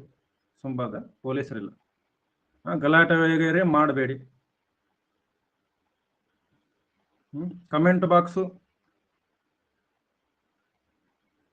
ನಿಮ್ಮ ಮನಸ್ಸಿದ್ದಂಥದ್ದು. ನಿಮ್ಮ ಮನಸ್ಸು ಸ್ವಚ್ಛ ಆಗಿದ್ರೆ ನೀವು ಕಮೆಂಟ್ ಬಾಕ್ಸ್ ಅನ್ನ ಸ್ವಚ್ಛ ಆಗಿರ್ತೀರಿ. ನಿಮ್ಮ ಮನಸ್ಸು ಹೊಲಸಾಗಿದ್ರೆ ಕಮೆಂಟ್ ಬಾಕ್ಸ್ ಕೂಡ ಹೊಲಸು ಮಾಡ್ತೀರಿ. ಸೊ ಕಮೆಂಟ್ ಬಾಕ್ಸ್ ನಲ್ಲಿ ಪರ್ಸನಲ್ ವಿಷಯಗಳನ್ನ ಮಾತಾಡಬೇಡ್ರಿ. ಡೌಟ್ಗಳಿದ್ರೆ ದಯವಿಟ್ಟು ಕೇಳ್ರಿ. ಓಕೆ, ಡೌಟ್ಗಳಿದ್ರೆ ನೀವು ದಯವಿಟ್ಟು ಕೇಳ್ರಿ, ಬಟ್ ಸುಮ್ಮನೆ ಮಾತಾಡಬೇಡ್ರಿ. ಹಿಂದಿನ ದಿನದ ಕೆಲವು ಪ್ರಶ್ನೆಗಳನ್ನ ನೆಕ್ಸ್ಟ್ ಡೇ ನಾನು ಫಸ್ಟ್ 5 ನಿಮಿಷ 5 ಮಿನಿಟ್ಸ್ ಚರ್ಚೆ ಮಾಡ್ತೀನಿ. ಯಾವ ರೀತಿ ಪ್ರಶ್ನೆಗಳು ಬರ್ತವೆ ಅಂತೇಳಿ, ಅಂದ್ರೆ ಪ್ರಶ್ನೆಗಳು ಅಂದ್ರೆ MCQ ಅಲ್ಲ ಅಂತ ಹೇಳ್ತಾ ಹೋಗ್ತೀನಿ. ನೀವು ಕಮೆಂಟ್ ಬಾಕ್ಸ್ ಅಲ್ಲಿ ಆನ್ಸರ್ ಮಾಡ್ತಾ ಹೋಗಿ ಫಸ್ಟ್ 5 ಮಿನಿಟ್ಸ್. ಇಲ್ಲಿ ನಾನು ಹೇಳಿದ್ದೆ ಕೊನೆ, ನನಗೆ ಸರ್ ಆ ಬುಕ್ಕಲ್ಲಿ ಹೆಂಗಿದೆ ಈ ಬುಕ್ಕಲ್ಲಿ ಹೆಂಗಿದೆ ಅಂತೇಳಿ ಯಾರು ಕಳಿಸೋ ಅವಶ್ಯಕತೆ ಇಲ್ಲ. ಇಲ್ಲಿ ತರಗತಿಯಲ್ಲಿ ಪರಸ್ಪರ ಜವಾಬ್ದಾರಿಯಿಂದ ವರ್ತಿಸೋಣ. ಮುಂದಿನ ಭಾರತದ ಭವಿಷ್ಯ ನೀವು. ಸೊ ಆ ಒಂದು ಭವಿಷ್ಯ ಅನ್ನೋ ಒಂದು ಗೌರವವನ್ನ ನಿಮ್ಮ ಹತ್ರ ಇಟ್ಟುಕೊಂಡು ನೀವು ವರ್ತಿಸ್ರಿ ಅಷ್ಟೇ. ನಾನು ಶಿಕ್ಷಕರಿಗೆ ಗೌರವ ಕೊಡ್ರಿ. ಗುರು ಬ್ರಹ್ಮ ಗುರು ವಿಷ್ಣು ಗುರುದೇವ ಮಹೇಶ್ವರ ಗುರು ಸಾಕ್ಷಾತ್ ಪರಬ್ರಹ್ಮ ತಸ್ಮೈ ಶ್ರೀ ಗುರುವೇ ನಮಃ ಅಂತೇಳಿ ಶಿಕ್ಷಕರಿಗೆ ಗೌರವ ಕೊಡ್ರಿ. ನಿಮ್ಮ ಸಹಪಾಠಿಗಳು, ನಿಮ್ಮ ಜೊತೆ ಇರೋರಿಗೆ ಯಾರು ಕೂಡ ಕಮೆಂಟ್ ಬಾಕ್ಸ್ ನಲ್ಲಿ ಅಸಂವೇದನಾಶೀಲ ಕಮೆಂಟ್ ಗಳನ್ನ ಹಾಕ್ಬೇಡ್ರಿ. ನಾನು ಬ್ಲಾಕ್ ಮಾಡೋದಕ್ಕೆ ಹಿಂದೆ ಮುಂದೆ ನೋಡೋದಿಲ್ಲ. ನಾನು ಸರಿಯಾಗಿ ಕ್ಲಾಸ್ಗಳನ್ನ ಮಾಡ್ತೀನಿ, ಸರಿಯಾಗಿ ನೋಟ್ಸ್ ಗಳನ್ನ ಬರೆಸ್ತಾ ಕ್ಲಾಸ್ ಮಾಡ್ತೀನಿ. ಪ್ರತಿ ಸ್ಲೈಡ್ ನಂತರ 2 minutes ಟೈಮ್ ಇರುತ್ತೆ. ಪ್ರತಿ ಸ್ಲೈಡ್ ಆದ ನಂತರ 2 ನಿಮಿಷ ನಾನು ನಿಮ್ಗೆ ಟೈಮ್ ಕೊಡ್ತೀನಿ. ಸೊ ಈ 2 ನಿಮಿಷದಲ್ಲಿ ನೀವೇನ್ ಮಾಡ್ಕೋಬಹುದು, ಬರ್ಕೊಳ್ಬಹುದು, ಸ್ಕ್ರೀನ್ ಶಾಟ್ ತಗೋಬಹುದು, ಏನಾರ ಮಾಡ್ಬೋದು. 2 minutes ನಿಮ್ಗೆ ಟೈಮ್ ಇರುತ್ತೆ. ಆದ್ರೆ ಕ್ಲಾಸಿನ ಮಧ್ಯದಲ್ಲಿ ಯಾರ್ದು ನಾನು ಫೋನ್ ಎತ್ತೋದಿಲ್ಲ, ಯಾರ ಜೊತೆನೂ ಮಾತಾಡೋದಿಲ್ಲ.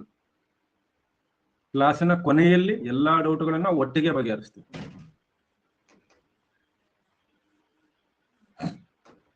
Okay, any doubts you can raise your hand, ask your questions.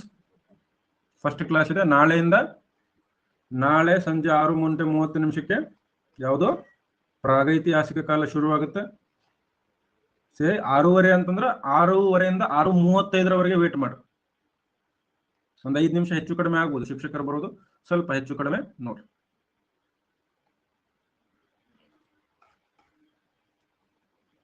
ಹೇಳಿರಣ್ಣ. Sir ನಮಸ್ತೆ. ನಮಸ್ತೆ, ಹೇಳಿ ಸರ್. ಇದು ಕ್ಲಾಸ್ 42 ಕ್ಲಾಸಲ್ಲಿ ಮುಗಿಯುತ್ತೆ ಅಂತ ಡೌಟ್ ಸರ್. ಮುಗಿಸೋಣ ತಗೊಳ್ರಿ. ಬೇಕಾದ್ರೆ ಹೇಳಿದ್ನಲ್ಲ ನಿಮ್ಗೆ ಎಕ್ಸ್ಟ್ರಾ ಕ್ಲಾಸ್ 4 ರಿಂದ 5 ಗಂಟೆಗೆ ಹಾಕುತ್ತೇನೆ ಅಂತ, ಮುಗಿಲಿಲ್ಲ ಅಂತ. ಬಟ್ ಆ ಡೇಟ್ ಏನಿದೆ ಆ ಡೇಟ್ ಒಳಗಡೆ ಸಿಲೆಬಸ್ ಮುಗಿಸ್ತೇನೆ. Okay okay, thank you.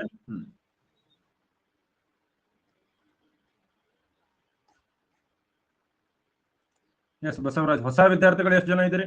ಎಲ್ಲರೂ SR01 ಅಂತ ಬರೀರಿ. ಸರ್ ಫಸ್ಟ್ ಟೈಮ್ ನಿಮ್ ಕ್ಲಾಸ್ ನೋಡಾಕತ್ತಿದ್ದೀವಿ. ಬ್ಯಾಚ್ ಕೋರ್ಸ್ ಇತಿಹಾಸ ನೋಡ್ತಾ ಇದ್ದೀವಿ. Hello sir. ಹೇಳಿಮ್ಮ. ನಮಸ್ಕಾರ ಸರ್. ನಮಸ್ತೆ. ಜಾಗತಿಕ ಇತಿಹಾಸ ಮಾಡ್ತೀರಾ ಸರ್? ಅದ್ ಮಾಡ್ತೀನಿ. ಅದು ನೋಟಿಫಿಕೇಶನ್ ಆಗ್ಲಿ ಜಾಗತಿಕ ಇತಿಹಾಸ ಮಾಡ್ತೀನಿ. ಇದು ನಿಮ್ ಕ್ಲಾಸ್ ಒಂದ್ರಿಂದ ಇದಾಗೈತಲ್ಲ, ಮತ್ತೇನಿದೆ? ನೀವು PU ಲೆಕ್ಚರ್ ಗೊತ್ತಾ ಇದ್ರೆ ನಾನು ಹಳೆ ಕೋರ್ಸ್ ಈ ಒಂದು ಕ್ಲಾಸ್ ನಲ್ಲಿ ಕೇವಲ PC, PDO, FDA, SDA, PSI ಈ ಒಂದು ಎಕ್ಸಾಮ್ ಗಳಿಗೆ ಹೆಚ್ಚಿನ ಗಮನ ಇರ್ತದೆ ನಮ್ಗೆ. ಹೌದನ್ ಸರ್? ನಾವು PU ಲೆಕ್ಚರರ್ ಓದ್ಬೇಕಾಗಿತ್ತು ಸರ್. PU ಲೆಕ್ಚರ್ ಅಂದ್ರೆ ಅಸಿಸ್ಟೆಂಟ್ ಪ್ರೊಫೆಸರ್ ಬ್ಯಾಚ್ ಕೋರ್ಸ್ ಗೆ ನಾನು ಪ್ರೊಫೆಸರ್. ಹಾ ಸರ್. 75 + 60 + 43 ಕೋರ್ಸ್ ಇದೆ. History only. ಜಾಗತಿಕ ಮಾಡೇ ಇಲ್ಲ, ಇನ್ನ ಮಾಡಿಲ್ಲ, ಅದು ಮಾಡ್ತೀನಿ. ಓಕೆ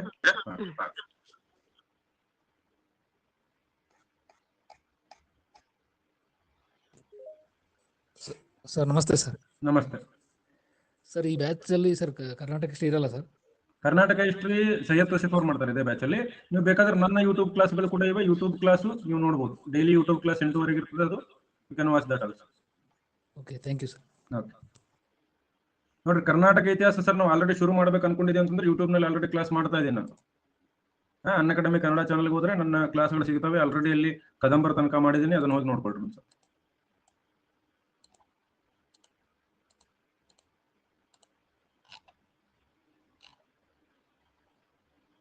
ಹೇಳಿ ಶಶಾಂಕ್. ಹಲೋ ಸರ್, ನಮಸ್ತೆ. ನಮಸ್ತೆ, ಹೇಳಿ ಸರ್. ಅದನ್ನ ಹಿಸ್ಟ್ರಿ ಕ್ಲಾಸ್ 73 + 60 ಐತ್ಲಾಗ್ರಿ.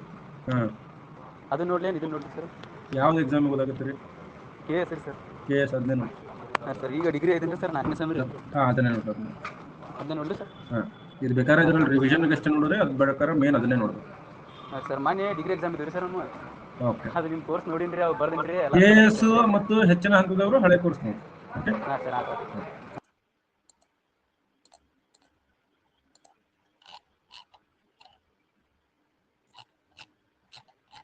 ಹಲೋ, ನಮಸ್ತೆ ಸರ್. ಹೇಳಿ. HSTR ನೆನಪಾಡ್ದೆ. GPSTR HSTR ಕೂಡ ಇದು ನೋಡ್ಬೋದು ನೀವು ಕೋರ್ಸ್.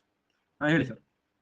ಅದೇ ಸರ್ ನಾವು 75-60 ಬರ್ತೀವಿ ಸರ್. ಅವೇ ಕ್ಲಾಸ್ ನೋಡ್ಬೇಕಾ ಸರ್? ಈ ಕ್ಲಾಸ್ ನೋಡ್ಬೇಕು ಯಾವ ನಾವು ಎಕ್ಸಾಮ್ KS ಪ್ರಿಪೇರ್ ಮಾಡ್ತಿದ್ದೀರಿ? KS sir. KS ಅವ್ರು ಅಲ್ಲೇ ಹೋಗ್ಬಿಡ್ರಿ. ಆಯ್ತು ಸರ್. ಅದೇ ಸರ್, ಯಾಕಂದ್ರೆ ನಿಮ್ಮ ಪೊಲಿಟಿಕಲ್ ಸರ್ ಒಟ್ಟು ನೋಡಿ ಸರ್ ಡೆಪ್ತ್ ಆಗಿ ಹೇಳಿರಿ ಅದ್ರ ಸಂಬಂಧ ಅಲ್ಲೇ ಇವು. KS ಅವ್ರು ಅಲ್ಲೇ ಹೋಗ್ರು. Okay sir. ಓಕೆ. KS ನವರು ಫಸ್ಟ್ ಟೈಮ್ ಯಾರು ನೋಡ್ತಿದ್ದೀರಿ? ಹಳೆ ಕೋರ್ಸ್ ನೋಡ್ರಿ ದಯವಿಟ್ಟು. ಇದು KS ದವ್ರಿಗಲ್ಲ ತರಗತಿ. KS ದವ್ರಿಗೆ ನಿಮ್ಮ ಹಳೆಯ ಕೋರ್ಸ್ಗಳನ್ನು ನೋಡ್ರಿ. Hello sir. ಹೇಳಿ ಪ್ರಕಾಶ್. ಸರ್ ಇದು PC ಹೆಲ್ಪ್ ಆಗತ್ತೆ ಸರ್ ಇದು? ಹೆಲ್ಪ್ ಆಗುತ್ತಪ್ಪ. ಇಲ್ಲಿ ಬರ್ದಿದ್ದೀನಲ್ಲ ಫಸ್ಟೇ PCನೇ ಇದು. PC PDO ಬ್ಯಾಚ್ ಕೋರ್ಸ್ ಇದು. ಸರ್ ಡೆಪ್ತ್ ಆಗಿ ಹೇಳ್ತೀರಾ ಡೈರೆಕ್ಟ್ ಆಗಿ ಹೇಳ್ತೀರಿ ಸರ್? Complete course middle. ಯಾಕಂದ್ರೆ ಈಗ ನೋಡ್ರಿ, ನಾನು ಬರೀ ಸಿಂಗಲ್ ಒಂದೇ ಒನ್ ಲೈನರ್ ನಿಮ್ಗೆ ಹೇಳ್ಕೊಂತ ಹೋದಂದ್ರೆ ಅದು ಕ್ವಶನ್ ಪೇಪರ್ ಪ್ಯಾಟರ್ನ್ ಚೇಂಜ್ ಆದ್ರೆ ಏನ್ ಮಾಡ್ತೀರಿ? ಸೊ ಅದಕ್ಕಿಂತ ಏನು ನಿಮ್ ಒನ್ ಲೈನರ್ಗಿಂತ ಸ್ವಲ್ಪ ಜಾಸ್ತಿ ಇರುತ್ತೆ. ಲೆವೆಲ್ PSI ಲೆವೆಲ್ಗೆ ಇರುತ್ತೆ. ಬಟ್ ಅದು ನೀವು PC ಇದ್ದವರು PSIಗೆ ಲೆವೆಲ್ ಪ್ರಿಪೇರ್ ಆದ್ರೆ ನೀವು PC ಎಕ್ಸಾಮ್ ಆರಾಮಾಗಿ ಎಲ್ಲ ಕ್ವಶನ್ ಅಟೆಂಪ್ಟ್ ಮಾಡ್ಬೋದು, ನಂದು ಒಂದು ನಂಬಿಕೆ. ಓಕೆ, ಈಗ PC ಎಕ್ಸಾಮ್ದವ್ರು ಸ್ವಲ್ಪ ಡಿಫಿಕಲ್ಟ್ ಅಂತಂದ್ರೆ ನಿಮ್ದು ಏಜು ಗೀಜು ಎಲ್ಲ ಹಾಳಾಗಿ ಹೋಗ್ಬಿಡುತ್ತೆ, ಒಂದು ಅಟೆಂಪ್ಟ್ ಹಾಳಾಗೋಗುತ್ತೆ. ಹೇಳಿ ಸಿಜಿ. ಚರಣ್ ಅಂತ. ಹೇಳಿ ಚರಣ್. ಸರ್ ನಮ್ಮ ನೀವು ಫ್ರೀ ಕ್ಲಾಸ್ ನೋಡ್ತೀರಾ ಸರ್? ನಿನ್ನೆ ಕ್ಲಾಸ್ ಸ್ವಲ್ಪ ಜೋರಾಗಿ ಮಾತಾಡಿ. ನಿನ್ನೆ ನಿಮ್ಮ ರೆಫರಲ್ ಕೋಡ್ ಯೂಸ್ ಮಾಡಿ ಹೌದು ಗೊತ್ತಾಯ್ತು ಸರ್. ಒಂದು ಡೌಟ್, PCಗೆ ಇಷ್ಟೊಂದು ಡೀಪ್ ಓದಬೇಕಾ ಅಂತ ಸರ್? PCಗೆ ಇಷ್ಟೊಂದು ಡೌಟ್ ಡೀಪ್ ಅನ್ನೋದಕ್ಕಿಂತ PCಗೆ ಎಲ್ಲಾ ಟಾಪಿಕ್ ಗಳನ್ನು ಕವರ್ ಮಾಡಬೇಕು. ಓಕೆ, ಸೊ ಯಾವುದೇ ಎಕ್ಸಾಮ್ ಆಗಿರ್ಲಿ, ಈಗ PSI ಮೊನ್ನೆ ಪ್ಯಾಟರ್ನ್ ಚೇಂಜ್ ಆಯ್ತು, ಹಂಗಂದ್ರೆ PC ಪ್ಯಾಟರ್ನ್ ಚೇಂಜ್ ಆದ್ರೆ ಏನ್ ಮಾಡ್ತೀರ? ಇವಾಗ PSI ಓದೋರೆಲ್ಲ PC ಎಕ್ಸಾಮ್ ಕ್ಲಿಯರ್ ಮಾಡ್ಕೊಂಡ್ಬಿಡ್ತಾರೆ. ಸೊ ಎಷ್ಟದ ಅದಕ್ಕಿಂತ ಒಂದು 20% ಜಾಸ್ತಿ ಹೇಳ್ತೀನಿ ನಾನು. ಅರ್ಥ ಆಯ್ತಾ? Okay sir. ಓಕೆ,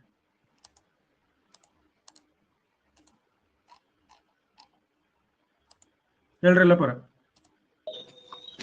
ಹಲೋ ಹೇಳಿ ಸರ್. ನಮಸ್ತೆ. ನಮಸ್ತೆ, ಹೇಳಿ ಸರ್. ಜಿಯೋಗ್ರಫಿ ಕಂಟಿನ್ಯೂ ಮಾಡ್ತೀವಿ ಸರ್? ಅದು ಮಾಡ್ತೀನಪ್ಪ ಅದನ್ನು. ಇದನ್ನ ಯಾವಾಗ ಸರ್ ಅದು? ಮಾಡ್ತೀನಿ, ಇದು 6ನೇ ತಾರೀಕಿಂದ ಮಾಡ್ತೀನಿ. ಸರಿ sir. Okay, thanks sir. Thank you.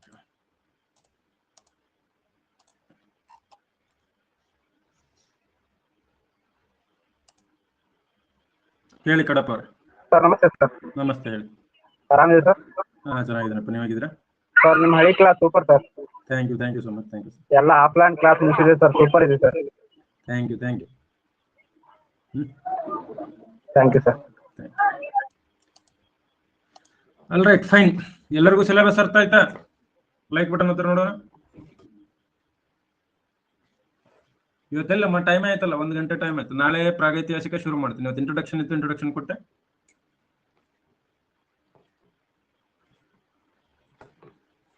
English ಬರ್ತಿದ್ದಾರೆ, ಶಿವತರ್ ಸರ್ ಬರ್ತಿದ್ದಾರೆ, ಇಂಗ್ಲಿಷ್ ಅವ್ರು ಮಾಡ್ತಾರೆ.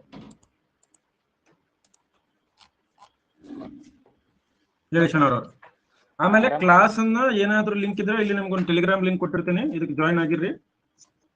ನಿಮ್ಗೆ ಏನೇ ಸಮಸ್ಯೆ ಇದ್ರು ಅಲ್ಲಿ ನನಗೆ ನೇರವಾಗಿ ನೀವು ನಿಮ್ಮ ಸಂದೇಹಗಳನ್ನ ಅಲ್ಲಿ ಕಳಿಸಬಹುದು. ಹೇಳಿ. ಹಲೋ, ನಮಸ್ತೆ ಸರ್. ನಮಸ್ತೆ. ಆರಾಮಿದ್ದೀರಿ ಸರ್? ಚೆನ್ನಾಗಿದ್ದೀನಿ, ನೀವು ಹೇಗಿದ್ದೀರಿ? ಆರಾಮ್ ಸರ್.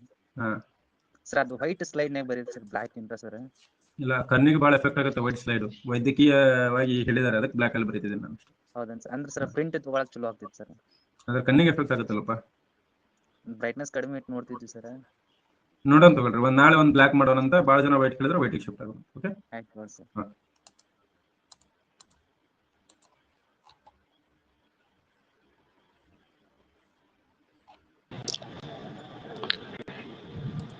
ಹೇಳಿ ಆನಂದ್.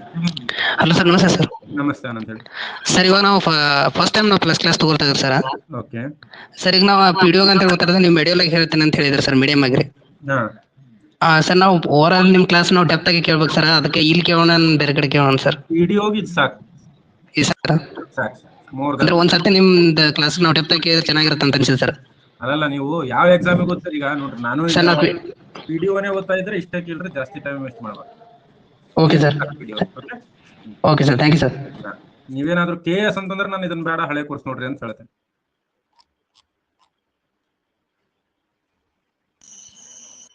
ನಮಸ್ಕಾರ ಸರ್. ನಮಸ್ತೆ. ಇಲ್ಲಾಂದ್ರೆ ಹೋಗಿ KPSC ವರ್ಲ್ಡ್ ಅಂತ ಟೈಪ್ ಮಾಡ್ರಿ, ಟೆಲಿಗ್ರಾಮ್ ನಲ್ಲಿ ಸಿಗುತ್ತೆ. ಹೇಳಿ ಜಲ್ಕಂಠ ಅವ್ರೆ. ಸರ್ ನಾನು ಮೈಸೂರು ಸರ್ ಬಂದ್ಬಿಟ್ಟು. ನಮಸ್ತೆ ಜಲ್ಕಂಠ ಅವ್ರೆ. ಬಸವರಾಜ್ ಅವರ? ಸರ್ ಪರವಾಗಿಲ್ಲ, ಜ್ವರ ಆಯ್ತು ಸರ್. ಸರ್ ನಂದು ಮೊನ್ನೆ ತಾನೇ BCom ಎಕ್ಸಾಮ್ ಮುಗಿದೈತೆ ಸರ್. ಓಕೆ. ಮೊನ್ನೆ ತಗೊಂಡೆ ಸಬ್ಸ್ಕ್ರಿಪ್ಷನ್. ಹ್ಮ್. ಸರ್ ಇವಾಗ ನೀವು ಕರ್ನಾಟಕ ಹಿಸ್ಟ್ರಿ ಅಕಾಡೆಮಿಯಲ್ಲಿ 48 ಕ್ಲಾಸ್ ಏನೋ ಮಾಡಿದ್ದೀರಾ ಸರ್. ಹೌದು. ಅದನ್ನೆಲ್ಲ ಕವರ್ ಮಾಡಿದೆ, ಅದನ್ನೇ ನೋಡಿದ್ರೆ ಸಾಕಲ್ವಾ ಸರ್? ಇವಾಗ ಯೂಟ್ಯೂಬ್ ಅಲ್ಲಿ ನೋಡಿ ಅಂತ ನೀವು ಹೇಳಿದ್ರಿ. ಅಲ್ಲ, ಅದನ್ನ ನೀವು ನೋಡಿ 48 ನೋಡಿದ್ರೆ ಬೇರೆ ಏನು ನೋಡ್ಬೇಕಾದ ಅವಶ್ಯಕತೆ ಇಲ್ಲ. ಅದನ್ನ ಓದಿದವ್ರ ಮುಂದೆ ಎಲ್ಲಾದ್ರೂ ಹೋಗಿ ಪಾಠ ಮಾಡ್ಬೇಕು ಹೊರತಾಗಿ ಮತ್ತೆ ನೀವು ಎಕ್ಸ್ಟ್ರಾ ನೋಡ್ಬೇಕಾದ ಅವಶ್ಯಕತೆ ಇಲ್ಲ. ಹಾ ಸರ್, ಅದು ಮತ್ತೆ ಅದು ಸರ್ ಮತ್ತೆ ಇವಾಗ ಎಕನಾಮಿಕ್ಸ್ ಕ್ಲಾಸ್ ಇವರು ಶರಣಯ್ಯ ಭಂಡಾರಿಮಠ್ ಸರ್ ತಗೋತೀನಿ ಅಂತ ಹೇಳಿದ್ದಾರೆ. ಯಾವ್ದು ನೋಡ್ರಿ ಸರ್, ಇವಾಗ ಯಶವಂತ್ ಉರ್ವೆ ಸರ್ ಅವರು ಕೂಡ ಮಾಡಿದ್ದಾರೆ. ಅಲ್ಲ, ಯಾವ್ದಾದ್ರು ನೋಡ್ರಿ ನೀವು. ಶರಣಯ್ಯ ಸರ್ ಚೆನ್ನಾಗಿ ಮಾಡಿರ್ತಾರೆ, ಯಶವಂತ್ ಉರ್ವೆ ಅವರು ಚೆನ್ನಾಗಿ ಮಾಡಿರ್ತಾರೆ. ಹಾ ಸರ್, ಅದಕ್ಕೋಸ್ಕರ ಇವಾಗ ಅಲ್ಲ, ಯಾವ ಎಕ್ಸಾಮಿಗೆ ಓದ್ತಿದ್ದೀರಿ ಅಂತ? ಸರ್ ನಾನು ಇವಾಗ PDOಗೆ ಓದ್ತಾ ಇದ್ದೀನಿ. ನೋಡಿ, SDFD ಅವು ಎಲ್ಲ ಹೆಲ್ಪ್ ಆಗುತ್ತಲ್ಲ ಸರ್? ಇದೇನೆ. ಡೆಫಿನೆಟ್ಲಿ. ಇದೇ ಕೇಳಿದ್ರೆ ಸಾಕಲ್ವಾ ಸರ್? ಹಾಗಾದ್ರೆ ಸಾಕು. Okay sir, thank you sir. Yes, ತರಗತಿ ಮುಗಿದಿದೆ. ಡೌಟ್ ಕೇಳೋರಷ್ಟೇ ನಿಂತ್ಕೊಳ್ಳಿ, ಉಳಿದವರೆಲ್ಲ ಹೋಗ್ರಿ. ನಾಳೆಯಿಂದ ತರಗತಿ ಆರಂಭವಾಗುತ್ತೆ. ನೀವು ಬನ್ನಿ, ನಿಮ್ಮ ಫ್ರೆಂಡ್ಸ್ಗೂ ಹೇಳಿ. ನಾಳೆಯಿಂದ ಇತಿಹಾಸದ ಸಂಪೂರ್ಣ ತರಗತಿ ವಿತ್ 90% ಅಶೂರೆನ್ಸ್, 99% ಅಶೂರೆನ್ಸ್ ಎಲ್ಲ ಪ್ರಶ್ನೆಗಳು ನಮ್ಮ ಕ್ಲಾಸಿಂದನೇ ಬರುತ್ತೆ ಅಂತ ಹೇಳಿ. ಸೊ ಉಳಿದವ್ರು ಹೋಗಿ, ಯಾರು ಡೌಟ್ ಕೇಳೋದಿದ್ರೆ ಅವ್ರು ಮಾತ್ರ ನಿಂತ್ಕೊಳ್ಳಿ. ವೀರವ್ರು ಹೇಳಿ. ಸರ್ ನಮಸ್ತೆ ಸರ್. ಬಾಯ್. ಸರ್ ಆಕ್ಚುಲಿ ವೀರು ಅಲ್ಲ ಸರ್, ಏನಪ್ಪ ಅಂತ ಹೇಳಿ, ಅದು ನಿನ್ನೆ ಕಾಲ್ ಮಾಡಿದ್ದಲ್ಲ ಸರ್. ಹೇಳಿರಪ್ಪ ಅವ್ರೆ, ನಮಸ್ತೆ. ಅದು ಏನಿಲ್ಲ ಸರ್, KPSCಗೂ ಇದೇ ಸಿಲೆಬಸ್ ಆಗುತ್ತಾ, ಬೇರೆ ನೋಡ್ಬೋದಾ ಸರ್ ಅಂತ? ಅಲ್ಲ, ನೀವು ಯಾವ ಎಕ್ಸಾಮ್? KPSC ಅಂದ್ರೆ ಎಲ್ಲಾ ಎಕ್ಸಾಮ್ಗಳು KPSC ಕಂಡಕ್ಟ್ ಮಾಡ್ತಾರೆ. ಅದು ಏನಾಗಿದೆ ಸರ್, ಈಗ BDO ಕಾಲ್ಫಾರ್ಮ್ ಆಗುತ್ತೆ ಅಂತ ನಾನು ಸಬ್ಸ್ಕ್ರಿಪ್ಷನ್ ತಗೊಂಡಿದ್ದೀನಿ ಸರ್. ಆಕ್ಚುಲಿ ಓದ್ತಾ ಇರೋದು KSಗೆ. KS ಗೆ ಬೇಕಂದ್ರೆ ಹಿಂದೆ ಹೋಗ್ರಿ, ಅಲ್ಲಿ ಅಸಿಸ್ಟೆಂಟ್ ಪ್ರೊಫೆಸರ್ ಬ್ಯಾಚ್ ಕೋರ್ಸ್ ಇದೆ. ಓಕೆ ಸರ್, ಈಗ ಇದನ್ನ ಕಂಟಿನ್ಯೂ ಮಾಡ್ಬೇಕಾ ಸರ್? ಈಗ ಅದನ್ನ ನೋಡಿದ್ರು ಒಳ್ಳೇದಾ ಸರ್? ಈಗ ನೋಡ್ರಿ, ನಿಮ್ KS ನಿಮ್ ಟಾರ್ಗೆಟ್ ಆಗಿದ್ರೆ ಆ ಕೋರ್ಸ್ ಹೋಗಿ ನೋಡ್ರಿ. ಹಾ ಸರ್. ಇಲ್ಲ ಸರ್, ಈಗ ನಾನು ಇಮಿಡಿಯೇಟ್ ಈಗ PDOಗೆ ಫಸ್ಟ್ ಪ್ರಿಪೇರ್ ಮಾಡ್ತೀನಿ. KS ನೋಟಿಫಿಕೇಶನ್ ಬಂದ್ಮೇಲೆ ಅದನ್ನ ಮಾಡ್ತಂದ್ರೆ ಅದನ್ನ ನೋಡಿ. ಈಗ ಇದೇನಿದೆ, ಇದು PSI, PC, PDO, SDFD ಎಕ್ಸಾಮ್ಗಳಿಗೆ, HSTS ಎಕ್ಸಾಮ್ಗಳಿಗೆ ಬಹಳ ಸೂಕ್ತವಾದಂತ ಕೋರ್ಸ್. ಓಕೆ, ಅದೇ ಒಂದು ಸ್ವಲ್ಪ ಡೌಟ್ ಇತ್ತು ಸರ್. ಸರ್ ಸ್ಪೆಷಲ್ ಕ್ಲಾಸ್ 4 ರಿಂದ 5 ಅಂತ ಹೇಳಿದ್ರಿ. ಸ್ಪೆಷಲ್ ಕ್ಲಾಸ್ ಅಲ್ಲ, ಎಕ್ಸ್ಟ್ರಾ ಕ್ಲಾಸ್. ಅದೇ ಸರ್, ಎಕ್ಸ್ಟ್ರಾ ಕ್ಲಾಸ್. ಆಲ್ರೆಡಿ ಇವ್ರು ಸರ್ ಒಂದು ಎಕ್ಸ್ಟ್ರಾ ಕ್ಲಾಸ್ 4 ರಿಂದ 5 ಹೋಗ್ತಾ ಇದ್ರಲ್ಲ ಸರ್? ಯಾರು ಈ ಬ್ಯಾಚ್ ಅಲ್ಲಿ ಫ್ರೀ ಇರೋ ಟೈಮ್ ತಗೊಂತೀನಿ, ಆಯ್ತಾ? ಅದನ್ನ ನಾನು ನೋಡಿಲ್ಲ, ನೋಡಿ ಹೇಳ್ತೀನಿ. ಒಂದು ಅಂದ್ರೆ ಇವರು ಡೈಲಿ ಇರಲ್ಲ, ಯಾವ ತರ ಸಾಟರ್ಡೆ ಸಂಡೇ ಅಲ್ಲಿ ಆ ಟೈಮಲ್ಲಿ ಎಕ್ಸ್ಟ್ರಾ ಕ್ಲಾಸ್ ಮಾಡ್ತಾರೆ. Okay sir, thank you.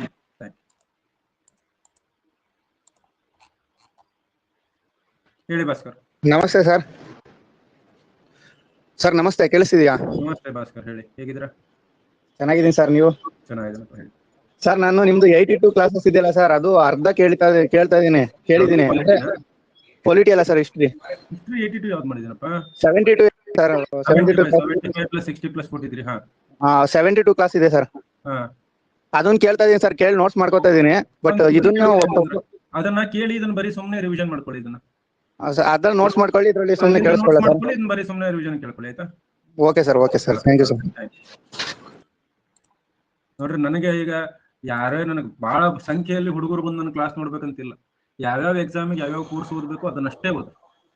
PC ಎಕ್ಸಾಮ್ಗೆ, PSI ಎಕ್ಸಾಮ್ಗೆ ಇಷ್ಟು ಸಾಕು. ಇದನ್ನ ನೋಡ್ರಿ, PC, PSI, FDSD. ಅದು ಯಾರು ಗ್ರೂಪ್ C ಮಾಡ್ತಿದ್ರಿ, KS ಮಾಡ್ತಾ ಇದ್ರಿ, IS ಮಾಡ್ತಾ ಇದ್ರಿ, PU ಕಾಲೇಜ್ ಲೆಕ್ಚರ್ ನೋಡ್ತಿದ್ರಿ, ಹಳೆ ಕೋರ್ಸ್ ಇದೆ ನಂದು, ಅಸಿಸ್ಟೆಂಟ್ ಪ್ರೊಫೆಸರ್ ಕೋರ್ಸ್, ಅದನ್ನ ನೋಡಿ ದಯವಿಟ್ಟು. ಸರ್ ನಮಸ್ತೆ ಸರ್. ಹೇಳಿ ಸರ್. ಅದೇ ಈಗ 1.5 hour ಮಾಡಿ ಸರ್ ಕ್ಲಾಸ್. ಅದು ಬ್ಯಾಚ್ ಅಲ್ಲಿ ನೋಡ್ತೀನಿ, ಟೈಮಿಂಗ್ ಇದ್ರೆ ನಾನು ಎಕ್ಸ್ಟೆಂಡ್ ಮಾಡ್ತೀನಿ, ಆಯ್ತಾ? 1 hour ಅಂದ್ರೆ ನಮ್ಗೆ ನೋಡ್ದಂಗ ಆಗಲ್ಲ ಸರ್. ಅದೇ ಹಿಂದಿನ ಕ್ಲಾಸ್ ಎಲ್ಲ ನೋಡಿದ್ಯಲ್ಲ. ವಿನಯ್ ಸರ್ ನಾನು. ಗೊತ್ತಾಯ್ತು ವಿನಯ್ ಅಲ್ವಾ? ಹ್ಞೂ ಸರ್. ಓಕೆ, ಫೈನ್, ನಾನು ಟ್ರೈ ಮಾಡ್ತೀನಿ, ನೋಡ್ರಿ, ಮಾತಾಡ್ತೀನಿ. Okay sir,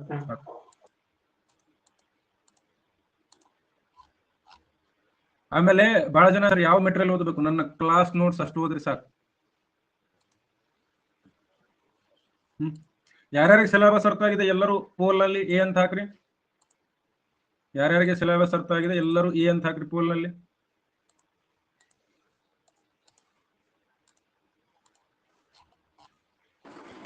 hello sir. Very good. Hello. Hello, ಹೇಳಿ ಸರ್, ಅದು ಕರ್ನಾಟಕ ಹಿಸ್ಟ್ರಿದು ಕ್ಲಾಸ್ ಲಿಂಕ್ ಬೇಕು. ನಾವು 2 ರೀತಿಯಾಗಿ ವಿಂಗಡಣೆ ಮಾಡ್ತೀವಿ. ಒಂದು ಪ್ರಾಗೈತಿಹಾಸಿಕ ಕಾಲ,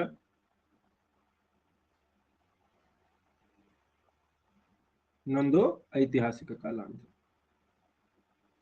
ಇಲ್ಲಿ ಪ್ರಾಗೈತಿಹಾಸಿಕ ಅಂತಂದ್ರೆ ಏನು? ಯಾವ ಕಾಲದ ಬಗ್ಗೆ ನಮಗೆ ಲಿಖಿತ ಆಧಾರಗಳು ಇರೋದಿಲ್ಲ, ರೈಟ್? ಯಾವ ಕಾಲದ ಬಗ್ಗೆ ನಮಗೆ ಯಾವ ಕಾಲದ ಬಗ್ಗೆ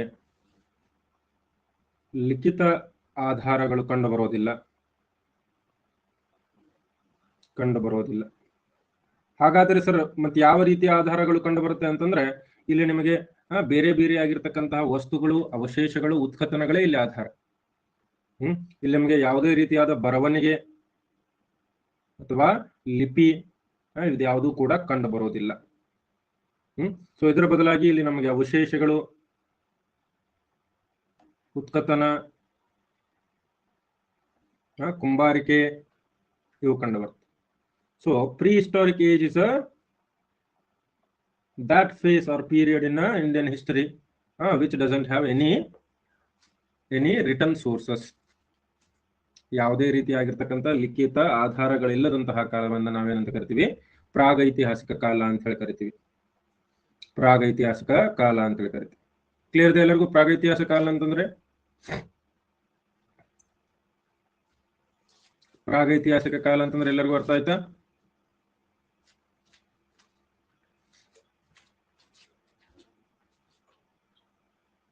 ಮುಂದಿನ ಸ್ಲೈಡ್ ಹೋಗೋಣ.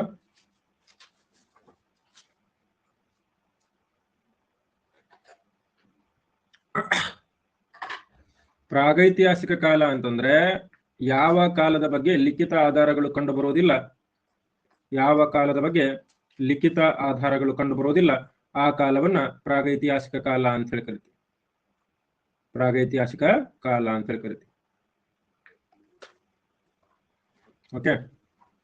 ಇತಿಹಾಸ ಪೂರ್ವಕಾಲ ಅಂತಂದ್ರೆ ಇದು ಇತಿಹಾಸ ಪೂರ್ವಕಾಲ ಅಥವಾ ಪ್ರೋಟೋ ಹಿಸ್ಟರಿ ಅಂತ ಕರೀತಾರೆ ಇದನ್ನು. ಈ ಪ್ರೋಟೋ ಹಿಸ್ಟರಿಕ್ ಅಂತಂದ್ರೆ ಇದು ನಂತರದ ಕಾಲ, ಹೌದಾ? ಈ ಪೂರ್ವ ಐತಿಹಾಸಿಕ ಕಾಲದಲ್ಲಿ ಏನಾಗುತ್ತೆ, ನಿಮಗೆ ಲಿಖಿತ ಆಧಾರಗಳು ಇರ್ತವೆ, ಆದರೆ ಅದನ್ನು ನಿಮಗೆ ಭೇದಿಸಲಾಗುವುದಿಲ್ಲ.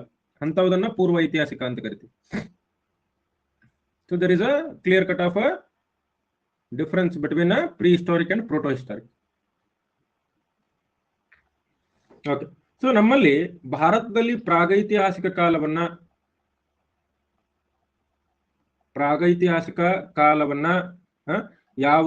ಯಾವ ಒಂದು ಕಾಲಘಟ್ಟಗಳಾಗಿ ವಿಭಜನೆ ಮಾಡ್ತೀವಿ ನಾವು. ಯಾಕಂದ್ರೆ ನೋಡ್ರಿ, ಮಾನವನ ಉಗಮ ಅನ್ನೋದು ಈಗ ನೋಡ್ರಿ, ಭೂಮಿ ಉಗಮವಾಗಿ ಎಷ್ಟು ವರ್ಷ ಆಯ್ತು?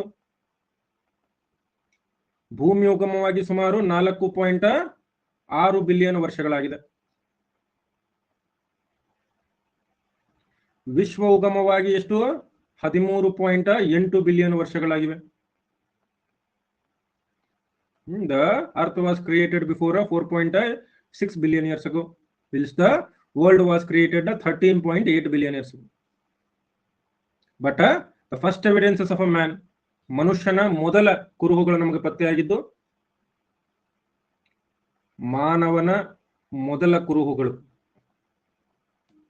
ಕುರುಹು ಸುಮಾರು 5 ಲಕ್ಷ ವರ್ಷಗಳ ಹಿಂದೆ, 5 ಲಕ್ಷ ವರ್ಷಗಳ ಹಿಂದೆ ಎಲ್ಲಿ?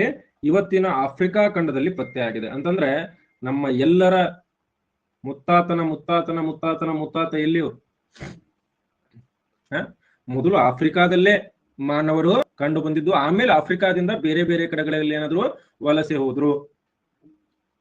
The earliest evidence of a human being is found in the continent of Africa around 5 lakh years ago.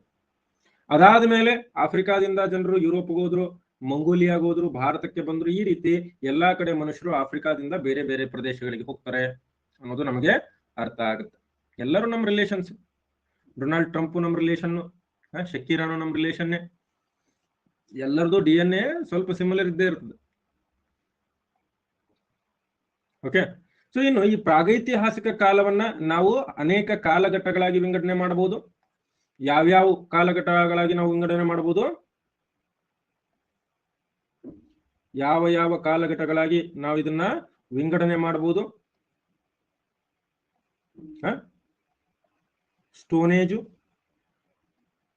ಸ್ಟೋನೇಜು ಅಥವಾ ಶಿಲಾಯುಗ ಅಂತೇಳಿ ಕರಿತೀವಿ. ಇದಾದ್ಮೇಲೆ ತಾಮ್ರ ಶಿಲಾಯುಗ ಅಂತಂದ್ರೆ ಚಾಲ್ಕೋಲಿಥಿಕ್. ಚಾಲ್ಕೊಲಿಥಿಕ್. ಇದಾದ್ಮೇಲೆ ಬ್ರೋಂಜ್ ಏಜ್ ಅಂತ ಬರುತ್ತೆ, ಕಂಚಿನ ಯುಗ. ಇದಾದ್ಮೇಲೆ ಬರೋದು ನಮಗೆ ಕಬ್ಬಿನ ಯುಗ ಅಂತ ಹೇಳಿ ಕರಿತೀವಿ ನಾವು, ಐರನ್ ಏಜ್. ಈಗ ನಾವು ಪ್ರಸ್ತುತ ಬದುಕ್ತಾ ಇರೋದು ಐರನ್ ಏಜ್ ಅಲ್ಲಿ. ಇವು ಮೂರನ್ನ ಕೂಡ ನೋಡ್ರಿ ಏನಂತ ಹೇಳಿ ಕರಿತೀವಿ ನಾವು, ಲೋಹ ಯುಗಗಳು ಅಂತ ಹೇಳಿ ಕರಿತೀವಿ. ಮೆಟಾಲಿಕ್ ಆರ್ ಮೆಟಲ್ ಏಜಸ್ ಅಂತ ಹೇಳಿ ಕರಿತೀವಿ. ಇನ್ನು ಶಿಲಾಯುಗದಲ್ಲಿ ಯಾವುದೇ ರೀತಿ ನಮಗೆ ಲೋಹವ ಬಳಕೆ ತಿಳಿದಿರಲಿಲ್ಲ, ಯಾವುದೇ ರೀತಿ ಲೋಹ ತಿಳಿದಿರಲಿಲ್ಲ. ಇನ್ನು ಶಿಲಾಯುಗವನ್ನ ಕೂಡ ನಾವು 3 ರೀತಿಯಲ್ಲಿ ನಾವೇನ್ ಮಾಡಬಹುದು, ವಿಂಗಡಣೆ ಮಾಡಬಹುದು. ಶಿಲಾಯುಗವನ್ನ 3 ರೀತಿ ನಾವು ವಿಂಗಡಣೆ ಮಾಡಬಹುದು. ಏನಂತೇಳಿ, ಹಳೆಯ ಶಿಲಾಯುಗ, ಹಳೆಯ ಶಿಲಾಯುಗ ಅಥವಾ ಪ್ಯಾಲಿಯೋಲಿಥಿಕ್ ಅಂತೇಳಿ ಕರಿತೀವಿ. ಮಧ್ಯ ಶಿಲಾಯುಗ ಅನ್ನೋದಕ್ಕಿಂತ ನಾವು ಸೂಕ್ಷ್ಮ ಶಿಲಾಯುಗ ಅಂತ ಕರಿಬಹುದು. ಸೂಕ್ಷ್ಮ ಶಿಲಾಯುಗ ಅಂತಂದ್ರೆ ಮೆಸೋಲಿಥಿಕ್. ಕೊನೆಯದಾಗಿ ನವ ಶಿಲಾಯುಗ ಅಂತ ಕರಿತೀವಿ. ಒಂದೊಂದಾಗಿ ನಾನು ಚರ್ಚೆ ಮಾಡ್ತೀನಿ ಮುಂದಿನ ಸ್ಲೈಡ್ಗಳಲ್ಲಿ. ಇದು ತಿಳ್ಕೊಳ್ರಿ ನೀವು. ಶಿಲಾಯುಗವನ್ನ 3 ಹಂತವಾಗಿ ನೀವು ರಿವಿಷನ್ ಮಾಡ್ತೀರಿ. ಆಮೇಲೆ ಲೋಹಯುಗ ಅಂತ ಬರುತ್ತೆ, ಆಮೇಲೆ ಲೋಹಯುಗ ಅಂತ ಹೇಳಿ ಬರುತ್ತೆ. ಅರ್ಥ ಮಾಡ್ಕೊಳ್ಬೇಕು ನೀಟಾಗಿ. The prehistoric period can be divided into various ages. Stone age, Chalcolithic age, Bronze age. But this Iron age is more like a proto-historic or historic age. But these 3 time periods are prehistoric. And Stone age is further divided into Paleolithic age, Mesolithic age, and Neolithic age.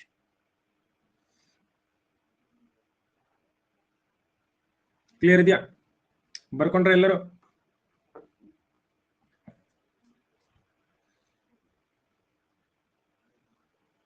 ಬೇಗ ಬರ್ಕೊಳ್ರಿ, ಏನಿಲ್ಲ late ಮಾಡಬೇಡ್ರಿ. ಈ course KS FD ಗೆ help ಆಗುತ್ತೆ. KS ಗೆ ಹಳೆ course ನೋಡ್ರಿ. SD ಯಾವಾಗ ಕನ್ಫರ್ಮ್ ಆಗುತ್ತೆ ಗೊತ್ತಿಲ್ಲ ಮಂಜು.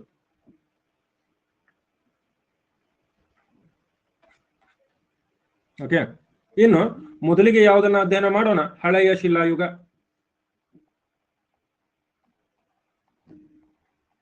ಹಳೆಯ ಶಿಲಾಯುಗ ಅಥವಾ ಇದನ್ನೇ ನಾವೇನಂತ ಕರಿತೀವಿ, ಪ್ರಾಚೀನ ಶಿಲಾಯುಗ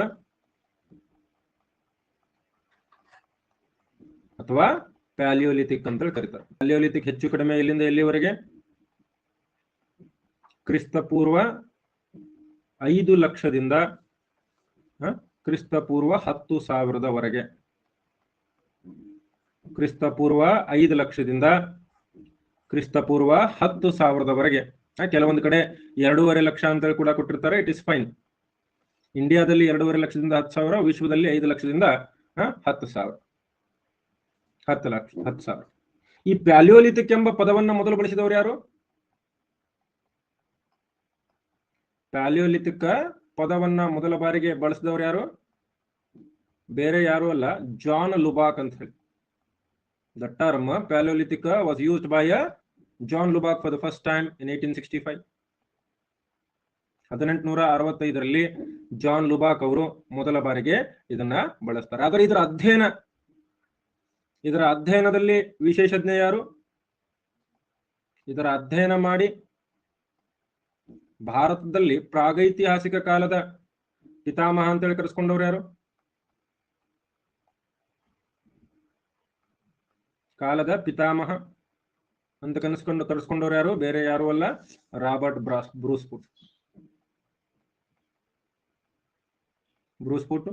ಇವರು ಕಂಡು ಹಿಡಿದ ಮೊದಲ ಅವಶೇಷ ಯಾವುದು? ಇವರು ಕಂಡು ಹಿಡಿದಂತಹ ಮೊದಲ ಅವಶೇಷ ಬೇರೆ ಯಾವುದೂ ಅಲ್ಲ, ಇವರು ಕಂಡು ಹಿಡಿದಂತಹ ಮೊದಲ ಅವಶೇಷ ಬೇರೆ ಯಾವುದೂ ಅಲ್ಲ, ಪೊಲ್ಲಾವರಂ ಕೈಕೊಡಲಿ. ಇದು ಗೊತ್ತಿರಬೇಕು, ಪೊಲ್ಲಾವರಂ ಕೈಕೊಡಲಿ. ಈ ರೀತಿ ಪ್ರಶ್ನೆಗಳಾಗ್ತವೆ. ತಮಿಳುನಾಡಿನಲ್ಲಿ ಕಂಡು ಬರ್ತಕ್ಕಂತಹ ಪೊಲ್ಲಾವರಂ ಕೈಕೊಡಲಿ. ಅದೇ ಕರ್ನಾಟಕದಲ್ಲಿ ಕೇಳಿದ್ರೆ, ಕರ್ನಾಟಕದಲ್ಲಿ ಮೊದಲ ಅವಶೇಷ, ಮೊದಲ ಪ್ರಾಗೈತಿಹಾಸಿಕ ಅವಶೇಷ ಅಂತ ಕೇಳಿದ್ರೆ ಅವಶೇಷ ಯಾವುದು? ಲಿಂಗಸಗೂರು ಕೈಕೊಡಲಿ.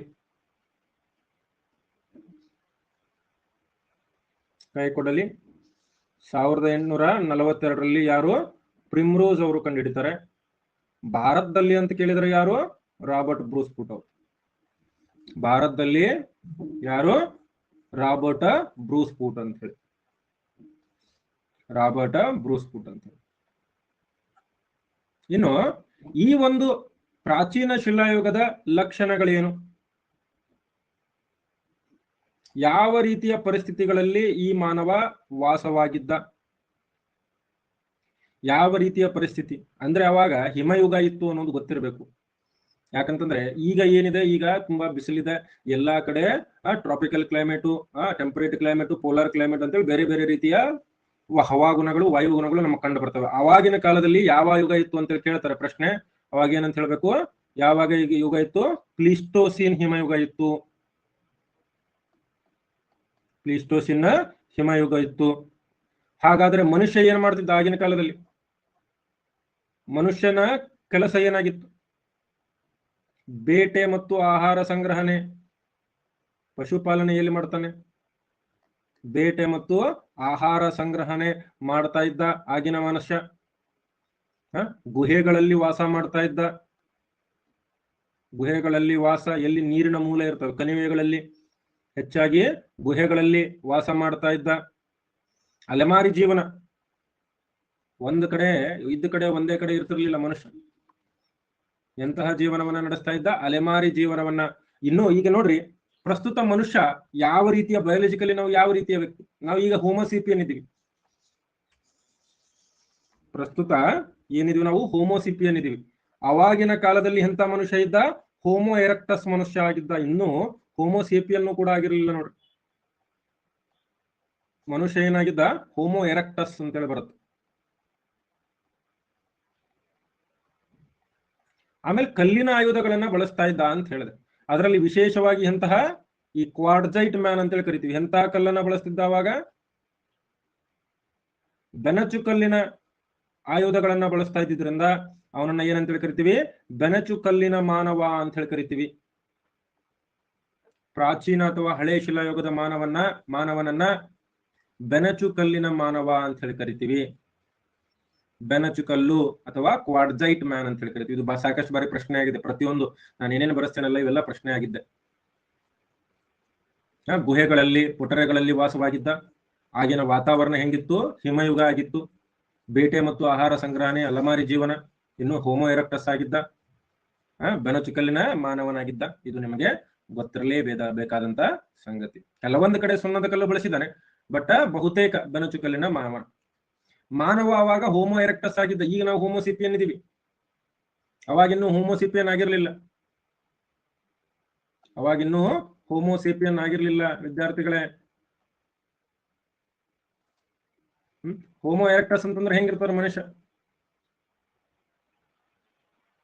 ಹೋಮೋ ಎರೆಕ್ಟಸ್ ಅಂತಂದ್ರೆ ಈಗ ನಾವ್ ಇದೀವಲ್ಲ ಹಂಗಿರ್ಲಿಲ್ಲ. ಹೋಮೋ ಎರೆಕ್ಟಸ್ ಅಂತಂದ್ರೆ ಸ್ವಲ್ಪ ಚೇಂಜ್ ಇರ್ತದೆ. ಮನುಷ್ಯನ ಆಕಾರ ಸ್ವಲ್ಪ ಚೇಂಜ್ ಇರುತ್ತೆ. ಮಂಗನಿಂದ ಮಾನವನಾಗುವ ಪ್ರಕ್ರಿಯೆಯಲ್ಲಿ ಮಧ್ಯದಲ್ಲಿ ಉಳಿದಿರ್ತಾನಷ್ಟೇ.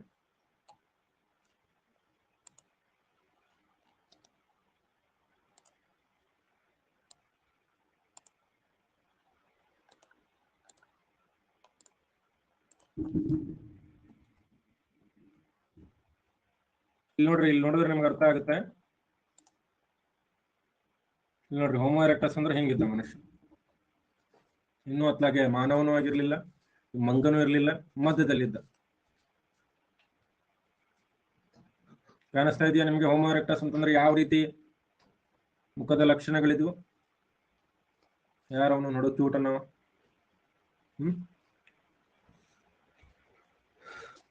ಇನ್ನು ಈ ಪ್ರಾಚೀನ ಅಥವಾ ಹಳೆ ಶಿಲಾಯುಗವನ್ನ 3 ರೀತಿಯಾಗಿ ನಾವು ವಿಂಗಡಣೆ ಮಾಡ್ತೀವಿ. ಯಾವ ರೀತಿ? ಪ್ರಾಚೀನ ಅಥವಾ ಹಳೆ ಶಿಲಾಯುಗ ಎಷ್ಟು ರೀತಿಯಾಗಿ ವಿಂಗಡಣೆ ಮಾಡ್ತೀವಿ? 3 ಕಾಲಘಟ್ಟಗಳಾಗಿ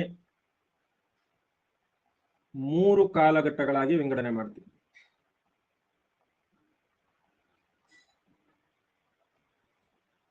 ವಿಂಗಡಣೆ ನಾವು ಮಾಡ್ತೀವಿ. ಮೊದಲಿಗೆ ಯಾವುದಂತೇಳಿ ಕರಿತೀವಿ ನಾವು? ಕೆಳಶಿಲಾಯುಗ. ಕೆಳಶಿಲಾಯುಗ ಅಥವಾ ಲೋವರ್ ಪ್ಯಾಲಿಯೋಲಿಥಿಕ್. ಲೋವರ್ ಪ್ಯಾಲಿಯೋಲಿಥಿಕ್ ಅಥವಾ ಕೆಳ ಶಿಲಾಯುಗ ಅಂತ ಹೇಳಿ ಕರಿತೀವಿ. ಕೆಳ ಶಿಲಾಯುಗ ಅಂತಂದ್ರೆ ಏನು? ಕೆಳ ಶಿಲಾಯುಗ ಅಂತಂದ್ರೆ ಏನು? ಸುಮಾರು ಕ್ರಿಸ್ತಪೂರ್ವ 2,50,000ದಿಂದ ಕ್ರಿಸ್ತಪೂರ್ವ ಎಲ್ಲಿಯವರೆಗೆ? ಕ್ರಿಸ್ತಪೂರ್ವ ಹೆಚ್ಚು ಕಡಿಮೆ 1,00,000ದವರೆಗೆ ಈ ಒಂದು ಕಾಲಘಟ್ಟವನ್ನ ಏನಂತ ಕರಿತೀವಿ ನಾವು? ಕೆಳಶಿಲಾಯುಗ. ಇನ್ನು ಆರಂಭಿಕ ಹಂತ ಇದು. ಹೌದಾ? ಇಲ್ಲಿ ನೋಡ್ರಿ ಎಂತಹ ಆಯುಧಗಳನ್ನ ಬಳಸ್ತಾ ಇದ್ದ ಮನುಷ್ಯ ದೊಡ್ಡ ದೊಡ್ಡ ಆಯುಧಗಳನ್ನ ಬಳಸ್ತಾ ಇದ್ದ. ಇಲ್ಲಿ ಕೈಗೊಡಲಿ, ಕಡಿಗತ್ತಿ,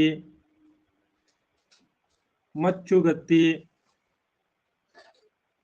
ಈ ರೀತಿಯಾದ ಆಯುಧಗಳನ್ನ ಬಳಸ್ತಾ ಇದ್ದ. ದೊಡ್ಡ ಶಿಲಾ ಆಯುಧಗಳನ್ನ ಬಳಸ್ತಾ ಇದ್ದ. ನೋಡ್ರಿ, ಮನುಷ್ಯ ಯಾವಾಗಿದ್ರು ಹಿಂಗೆ ಇದ್ದ, ಇಷ್ಟೇ ಟ್ಯಾಲೆಂಟೆಡ್ ಇದ್ದ ಅಂತಲ್ಲ. ಈ ಚಾರ್ಲ್ಸ್ ಡಾರ್ವಿನ್ ಬಗ್ಗೆ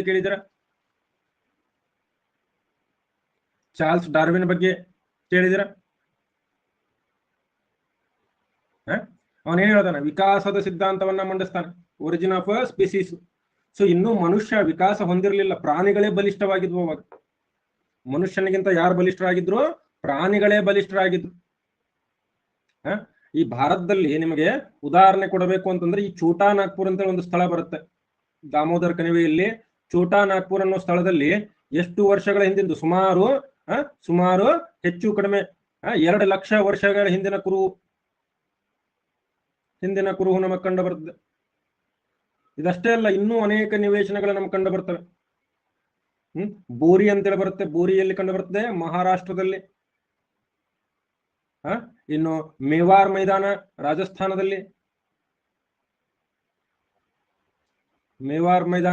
ರಾಜಸ್ಥಾನದಲ್ಲಿ. ಪೋಟವಾರ್ ಕಣಿವೆ ಅಂತ ಬರುತ್ತೆ. ಪೋಟವಾರ್ ಪ್ರಸ್ಥಭೂಮಿ ಪಾಕಿಸ್ತಾನದಲ್ಲಿ. ದಿದ್ವಾನಾ ನದಿ ಕಣಿವೆ ರಾಜಸ್ಥಾನದಲ್ಲಿ.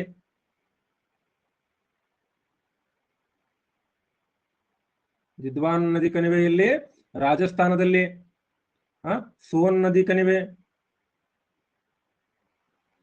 ನದಿ ಕಣಿವೆಯಲ್ಲಿ ಪಾಕಿಸ್ತಾನದಲ್ಲಿ. ಬೇಲನ್ ಕಣಿವೆ ಅಂತ ಬರುತ್ತೆ ಯುಪಿನಲ್ಲಿ. ಸೊ ಹಲವಾರು ಸ್ಥಳಗಳಲ್ಲಿ ಬೇಲನ್ ಕಣಿವೆ ಅಂತಂದ್ರೆ ಯುಪಿ ಮಿರ್ಜಾಪುರ್ ಸುತ್ತಮುತ್ತ. ಸೊ ಎಲ್ಲಾ ಸ್ಥಳಗಳಲ್ಲಿ ನಮಗೆ ಎಂತ ಶಿಲಾಯುಗದ್ದು? ಕೆಳ ಶಿಲಾಯುಗದ ಕುರುಹುಗಳು ಕಂಡು ಬರ್ತವೆ. ಕೆಳ ಶಿಲಾಯುಗದಲ್ಲಿ ನೋಡ್ರಿ, ಇನ್ನೂ ಮನುಷ್ಯ ಇಷ್ಟೊಂದು ಟ್ಯಾಲೆಂಟ್ ಆಗಿರ್ಲಿಲ್ಲ. ಪ್ರಾಣಿಗಳಂದ್ರೆ ಹೆದರು ಓಡೋಗಿ ಗುಹೆಗಳಲ್ಲಿ ಬಚ್ಚಿಟ್ಕೊಳ್ತಾ ಇದ್ದ.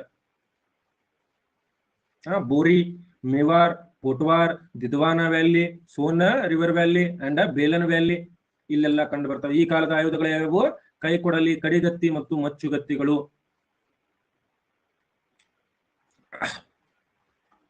ಕ್ಲಿಯರ್ ಇದೆ ಎಲ್ಲರಿಗೂ?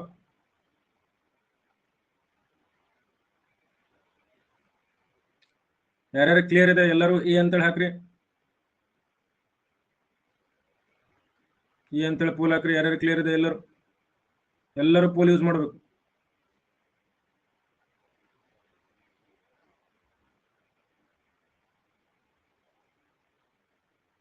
ಪೋಲ್ ಹಾಕ್ರಿ, ಕಮೆಂಟ್ ಹಾಕೋದೇನು ಅವಶ್ಯಕತೆ ಇಲ್ಲ. Okay, all right. ರಾಜಸ್ಥಾನದಲ್ಲಿ ಯಾವುದು?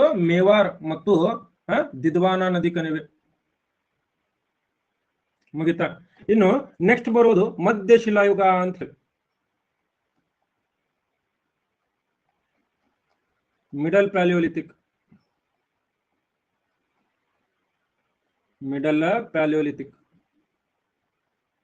ಸ್ಲೋ ಹೇಳಿ ಸರ್. Yes, definitely Prashant. ಮಧ್ಯ ಶಿಲಾಯುಗ ಕ್ರಿಸ್ತಶಕ 1,00,000ದಿಂದ ಹೆಚ್ಚು ಕಡಿಮೆ ಒಂದು 40,000 ಅಂತ ಹೇಳಿ ನಾವು ಕನ್ಸಿಡರ್ ಮಾಡಿ. ಕ್ರಿಸ್ತಶಕ 1,00,000ದಿಂದ 40,000 ನಾನು ಏನ್ ಹೇಳಿದೆ? ಹಳೆ ಶಿಲಾಯುಗದಲ್ಲಿ ಕೆಳ ಶಿಲಾಯುಗದಲ್ಲಿ ದೊಡ್ಡ ದೊಡ್ಡ ಆಯುಧಗಳನ್ನ ಬಳಸ್ತಾ ಇದ್ರು. ಸೊ ಇಲ್ಲಿ ಯಾವ ರೀತಿ ಆಯುಧಗಳನ್ನ ಬಳಸ್ತಾ ಇದ್ರು? ಇಲ್ಲಿ ಎಂತ ಆಯುಧಗಳು? ಚಕ್ಕೆ ಆಯುಧಗಳು ಅಂತ ಕರಿತೀವಿ. ಫ್ಲೇಕ್ಸ್ ಅಂತ ಹೇಳಿ ಕರೀತಾರೆ. ಈಗ ಈ ಕಲ್ಲನ್ನ ನೀವು ಪೀಸ್ ಮಾಡಿದ್ರೆ ಚಕ್ಕಿ ಚಕ್ಕಿಯಾಗಿ ಬರ್ತಾವ ಗೊತ್ತಾ? ಅಂದ್ರೆ ಇದ್ರ ಅರ್ಥ ಏನು? ಆಯುಧಗಳ ಗಾತ್ರ ಚಿಕ್ಕ ಆಗ್ತಾ ಇದೆಯಾ? ಆಯುಧಗಳ ಗಾತ್ರ ಏನಾಯ್ತು? ಚಿಕ್ಕದಾಯ್ತು ಅಂತೇಳಿ ಹೇಳ್ಬೋದು. ಹೀಗಾಗಿ ಕೈ ಕೊಡಲಿ ಬಳಕೆ ಏನಾಗುತ್ತೆ? ಜಾಸ್ತಿ ಆಯ್ತಾ ಕಡಿಮೆ ಆಯ್ತು? ಕೈ ಕೊಡಲಿ ಬಳಕೆ ಕಡಿಮೆ ಆಗ್ತಾ ಹೋಯ್ತು. ಇದ್ರ ಬದಲಾಗಿ ಏನ್ ಮಾಡ್ಲಿಕ್ಕೆ ಶುರು ಮಾಡಿದ್ರು ಅವರು? ಉಜ್ಜುಗ, ಬೈರಿಗೆ, ಉಜ್ಜುಗ, ಬೈರಿಗೆ, ಮತ್ಯಾವುದು, ಕೊಕ್ಕೆ, ಈ ರೀತಿ ಆಯುಧಗಳನ್ನ ಬಳಸಲಿಕ್ಕೆ ಶುರು ಮಾಡ್ತಾರೆ. Flakes, blades, pointer, blades, pointer, ಬೋರರು, ಸ್ಕ್ರೇಪರು, double ಕೂಡ ಬಳಸ್ತಾರೆ. ಡಬ್ಬಲ್ ಕೂಡ ಬಳಸ್ಲಿಕ್ಕೆ ಶುರು ಮಾಡಿದ್ರು. ಇಲ್ಲಿ ಉದಾಹರಣೆಗಳು ನಮಗೆ ಎಲ್ಲೆಲ್ಲಿ ಕಂಡು ಬರ್ತವೆ? ಉದಾಹರಣೆಗಳು ನಮಗೆ ಎಲ್ಲೆಲ್ಲಿ ಕಂಡು ಬರ್ತವೆ? ಸೇಮ್ ಬೇಲನ್ ಕಣಿವೆ, ಲೂನಿ ಕಣಿವೆ. ಬೇಲನ್ ಕಣಿವೆ ಎಲ್ಲಿದೆ? ನೆನಪಲ್ಲಿ ಇಟ್ಕೊಳ್ರಿ. ಡಬ್ಬಲ್ ಅಂತಂದ್ರೆ ಒಂದು ರೀತಿ ಈ ರೀತಿಯಾಗಿರ್ತಕ್ಕಂಥ ಆಯುಧ ಬರ್ತದೆ. ಬೇಲನ್ ಕಣಿವೆ ಎಲ್ಲಿದೆ? UP ಮಿರ್ಜಾಪುರ. ಲೂನಿ ಕಣಿವೆ ಎಲ್ಲಿದೆ? ಲೂನಿ ಕಣಿವೆ ರಾಜಸ್ಥಾನದಲ್ಲಿ ಕಂಡು ಬರ್ತದೆ. ದಿದ್ವಾನ ನದಿ ಕಣಿವೆ, ಲೂನಿ ಕಣಿವೆ ಎರಡು. ಆಮೇಲೆ ಭೀಮ್ಬೆಟ್ಕ, ಆದಮ್ಗಡು ಇವೆಲ್ಲ ಎಲ್ಲಿ ಕಂಡು ಬರ್ತವೆ? ಮಧ್ಯಪ್ರದೇಶದಲ್ಲಿ ಕಂಡು ಬರ್ತವೆ. ಮಧ್ಯಪ್ರದೇಶದಲ್ಲಿ ಕಂಡು ಬರ್ತವೆ. ಪೋಟ್ವಾರ್ ಅಂತ ಹೇಳಿದೆ. ಪೋಟ್ವಾರ್ ಎಲ್ಲಿ ಬರುತ್ತೆ? ಪೋಟ್ವಾರು ಪಾಕಿಸ್ತಾನದಲ್ಲಿ ಕಂಡು ಬರ್ತವೆ. ಹೌದಾ? ಆಮೇಲೆ ಸಂಘಾವು ಗುಹೆಗಳು ಪೇಶಾವರ್ ಹತ್ರ. ಸಂಘಾವು ಗುಹೆ ಪೇಶಾವರ, ಪಾಕಿಸ್ತಾನದಲ್ಲಿ ಪೇಶಾವರದಲ್ಲಿ ಸಂಘಾವು ಗುಹೆಗಳು. ತುಂಗಭದ್ರಾ ಮತ್ತು ನರ್ಮದಾ ನದಿ ಕಣಿವೆಗಳು. ತುಂಗಭದ್ರಾ ಮತ್ತು ನರ್ಮದಾ ನದಿ ಕಣಿವೆ. ಎಸ್, ಈ ಗುಜರಾತ್ನಲ್ಲಿ ಲಂಗನಾಚ್ ಅಂತ ಬರುತ್ತೆ, ಅಲ್ಲೂ ಕೂಡ ಕಂಡು ಬರ್ತವೆ.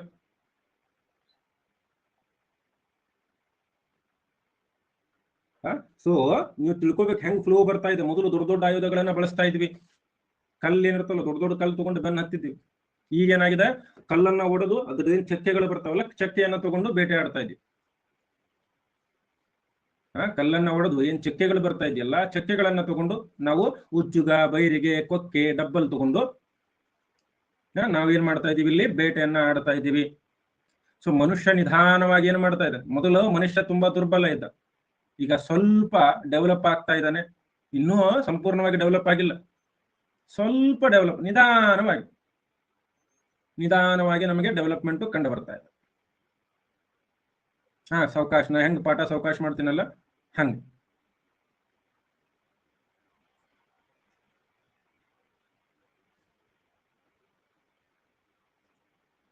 ಅರ್ಥ ಆಗ್ತಿದೆಯಾ ಎಲ್ಲರಿಗೂ? ಹ್ಯಾಂಡ್ ರೈಟಿಂಗ್ ಅರ್ಥ ಆಗ್ತಿದೆಯಲ್ಲ ಹೊಸ ವಿದ್ಯಾರ್ಥಿಗಳು? ಭಾರಿ ಸ್ಪೀಡ್ ಐತಿರಿ ಸರ್, ಅದೇ ನಂದು ಕೆಲಸ. Can I go to next slide? ಮೂರನೇದಾಗಿ ಮೇಲಿನ ಶಿಲಾಯುಗ.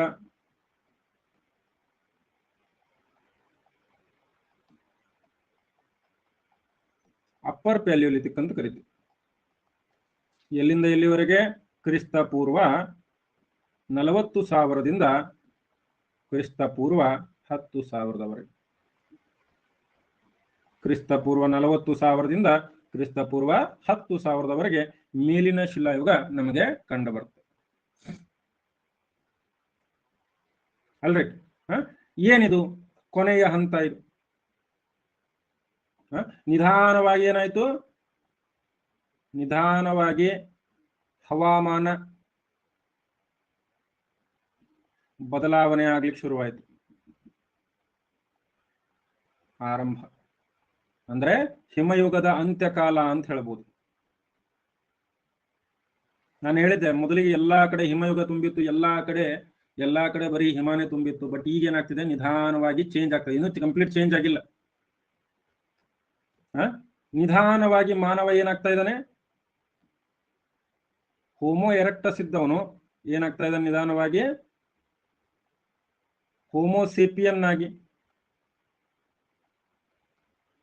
ಹಾಗೆ ಬದಲಾವಣೆ ಆರಂಭ. ಈಗ ಹೆಂಗಿದೀವಲ್ಲ ಹಿಂಗಾಗ್ಲಿಕ್ಕೆ ಶುರುವಾದ, ಬದಲಾವಣೆ ಆರಂಭ ಆಯಿತು. ಇಲ್ಲಿ ಎಂತಹ ಆಯುಧಗಳನ್ನ ಬಳಸ್ತಾನೆ, ಇನ್ನೂ ಚಿಕ್ಕ ಆಯುಧಗಳು, ಚಿಕ್ಕ ಆಯುಧಗಳು ವಿಶೇಷವಾಗಿ ಎಂತಹ ಕಲ್ಲು ಅಂತ ಕರಿತೀವಿ, ಚಕಮಕಿ ಕಲ್ಲು, ಚಕಮಕಿ ಕಲ್ಲು, ಆಮೇಲೆ ವನಚಕಲ್ಲು, ಮೂಳೆ ಆಯುಧಗಳನ್ನ ಬಳಸ್ಲಿಕ್ಕೆ ಶುರು ಮಾಡ್ದ.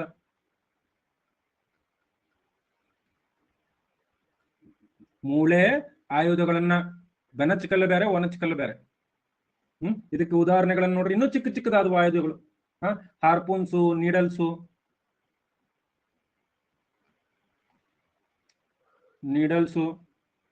ಪ್ಯಾರಲಲ್ ಸೈಡೆಡ್ ಬ್ಲೇಡ್ಸು,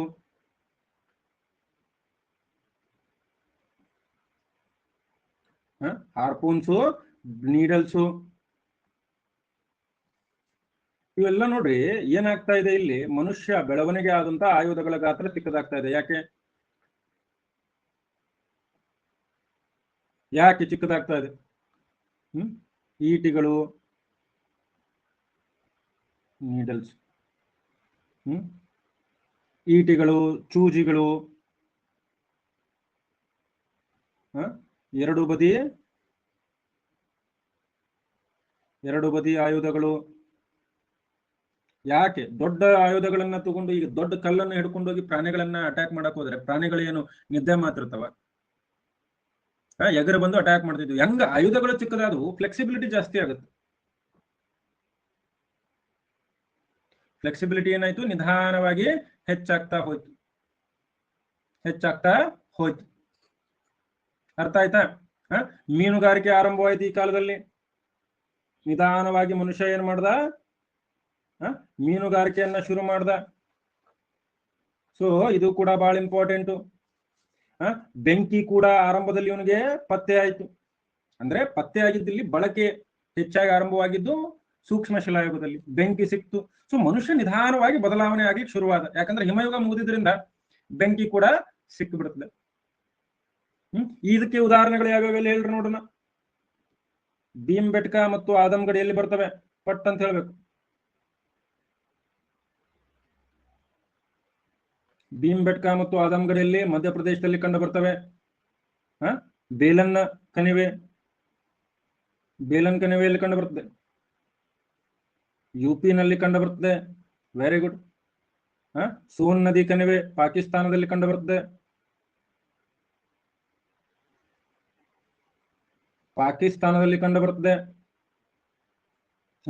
ಆಮೇಲೆ ಕರ್ನೂಲು ಆಂಧ್ರ ಪ್ರದೇಶದಲ್ಲಿ. ಆಮೇಲೆ ಮುಚ್ಚಟ್ಲಾ ಚಿಂತಾಮಣಿ ಗವಿ ಅಂತ ಬರ್ತಾವ. ಮುಚ್ಚಟ್ಲಾ ಚಿಂತಾಮಣಿ ಗವಿಗಳು. ಈ ಮುಚ್ಚಟ್ಲಾ ಚಿಂತಾಮಣಿ ಗವಿಗಳು ಎಲ್ಲಿ ಕಂಡು ಬರ್ತವೆ? ಆಂಧ್ರ ಪ್ರದೇಶ. ಇಲ್ಲೂ ಕೂಡ ನಮ್ಗೆ ಸಾಕಷ್ಟು ಮೂಳೆ ಆಯುಧಗಳು ಕಂಡು ಬಂದಿವೆ. ಮುಚ್ಚಟ್ಲಾ ಚಿಂತಾಮಣಿಯಲ್ಲಿ ಎಂತಹ ಆಯುಧಗಳು ಕಂಡು ಬಂದಿವೆ? ಮೂಳೆ ಆಯುಧಗಳು ಕಂಡು ಬಂದಿವೆ ಅಂತ ಹೇಳ್ತೀವಿ. ಆದಮ್ಗಿಡ್ ಇರಬಹುದು. ಎಲ್ಲಾ ಕಡೆ ಏನಾಯ್ತು, ನಿಧಾನವಾಗಿ ಮನುಷ್ಯ ಬದಲಾವಣೆ ಅಂತ. ಇನ್ನೂ ಸಂಪೂರ್ಣವಾಗಿ ಬದಲಾವಣೆ ಆಗಿಲ್ಲ ನೋಡ್ರಿ. ಅಂತ್ಯಕಾಲ, ಆರಂಭ ಕಾಲ ಅಂತ ಕರಿತೀವಿ. ಇನ್ನು ನಿಧಾನವಾಗಿ ಬದಲಾವಣೆ ಆಗ್ತದೆ. ಆದ್ರೆ ಮನುಷ್ಯ ತನ್ನ ಮೊದಲ ಕಲೆಯನ್ನ ಕಲ್ತಿದ್ದಿದೆ ಕಾಲದಲ್ಲಿ. ಮನುಷ್ಯ ಈಗ ಕಲೆ ಅನ್ನೋದು ಮನುಷ್ಯನ ಏಳಿಗೆಯನ್ನ ಸೂಚಿಸ್ತದೆ, ಮನುಷ್ಯನ ನಾಗರಿಕತೆಯ ಬೆಳವಣಿಗೆಯನ್ನ ಸೂಚಿಸ್ತದೆ ಏನೋ ಕಲೆ ಅನ್ನೋದು. ಸೊ ಕಲೆ ಕೂಡ ಇದೇ ಟೈಮಲ್ಲಿ ಪತ್ತೆ ಆಯ್ತು. ಯಾವ ಕಲೆ? ಅದು ಕಲೆನಾ ಕೊಲೆನಾ ಅನ್ನೋದನ್ನ ನಾನು ಮುಂದಿನ ಸ್ಲೈಡ್ ಅಲ್ಲಿ ಹೇಳ್ತೀನಿ.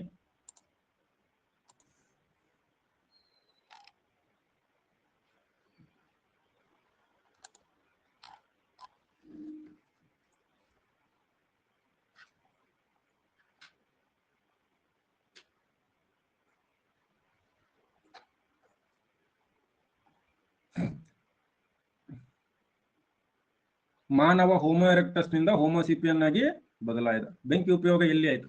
ಬೆಂಕಿ ಅನ್ವೇಷಣೆ ಇಲ್ಲ ಆಗಿದೆ, ಉಪಯೋಗ ಹೆಚ್ಚಾಗಿ ಸೂಕ್ಷ್ಮ ಶಿಲಾಯುಗದಲ್ಲಿ ಆಗುತ್ತೆ. ಈ ಮೇಲಿನ ಶಿಲಾಯುಗದ ಕೊನೆಯ ಭಾಗದಲ್ಲಿ ಪತ್ತೆ ಆಯ್ತು ಅಂತಂದ್ರೆ ಹೊಸ ಶಿಲಾಯುಗದಲ್ಲಿ ಶುರುವಾಗುತ್ತೆ. ನಿಧಾನವಾಗಿ ಹವಾಮಾನ ಬದಲಾವಣೆ ಆರಂಭವಾಗಿದೆ. ಮಾನವ ಹೋಮೋ ಎರೆಕ್ಟಸ್ ನಿಂದ ಹೋಮೋ ಸೇಪಿಯನ್ ಆಗಿ ಬದಲಾವಣೆ ಆಗಿದ್ದಾನೆ. ಚಿಕ್ಕ ಚಿಕ್ಕ ಆಯುಧಗಳನ್ನ ಬಳಸಲಿಕ್ಕೆ ಶುರು ಮಾಡಿದ್ದಾನೆ. ಮೀನುಗಾರಿಕೆ ಆರಂಭಿಕ ಹಂತ, ಬೆಂಕಿಯ ಆರಂಭಿಕ ಹಂತ. ಓಕೆ, ಇನ್ನು ಯಾವ ಕಲೆಗಳು ಅಂತ ಕರಿತೀವಿ? ಭೀಮ್ಬಟ್ಕ ಗುಹಾ ಚಿತ್ರಕಲೆ ಅಂತ ಕರಿತೀವಿ ನಾವು. ಪ್ರೀ ಹಿಸ್ಟಾರಿಕ್ ಪೇಂಟಿಂಗ್ಸ್ ಆಫ್ ಭೀಮ್ಬಟ್ಕ ಬಹಳ ಇಂಪಾರ್ಟೆಂಟ್, ಬಹಳ ಇಂಪಾರ್ಟೆಂಟ್. ಇದನ್ನ ಯಾರು ಕಂಡುಹಿಡಿತಾರೆ? 1958ರಲ್ಲಿ ಯಾರು? VS ವಾಕಂಕರ್ ಅವರು ಸಂಶೋಧಿಸಿದ್ರು. 1958ರಲ್ಲಿ ಇದನ್ನ VS ವಾಕಂಕರ್ ಅವರು ಶೋಧಿಸಿದ್ರು. ಇಲ್ಲಿ ನೋಡ್ರಿ, ಯಾವ ಕಾಲದಿಂದ ಅಂತಂದ್ರೆ ಅತ್ಯಂತ ಪ್ರಾಚೀನ ಕಾಲದಿಂದಾನೇ ಇಲ್ಲಿ ನಮಗೇನು ಕಂಡು ಬರ್ತವೆ? ಸುಮಾರು 750 ಗುಹೆಗಳು ನಮಗೆ ಇಲ್ಲಿ ಈ ಭೀಮ್ಬೆಟ್ಕಾದಲ್ಲಿ ಕಂಡು ಬರ್ತವೆ. ಭೀಮ್ಬೆಟ್ಕಾದಲ್ಲಿ ಸುಮಾರು 750 ಗುಹೆಗಳು ಕಂಡು ಬರ್ತವೆ. ಇವು ಯುನೆಸ್ಕೋ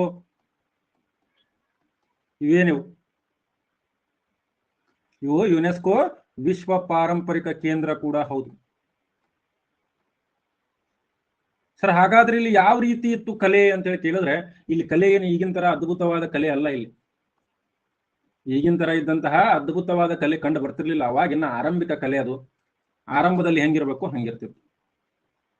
ಆರಂಭಿಕ ಕಲೆ ಆರಂಭದಲ್ಲಿ ಹೆಂಗಿರಬೇಕು ಆ ರೀತಿ ಇರುತ್ತಿತ್ತು. ಸೊ ಯಾವೇನು ಇದರ ವಿಶೇಷತೆಗಳು ನೋಡೋಕ್ಕಿಂತ ಮೊದಲು ಒಂದು ಪೇಂಟಿಂಗ್ ತೋರಿಸ್ತೀನಿ ನಿಮಗೆ.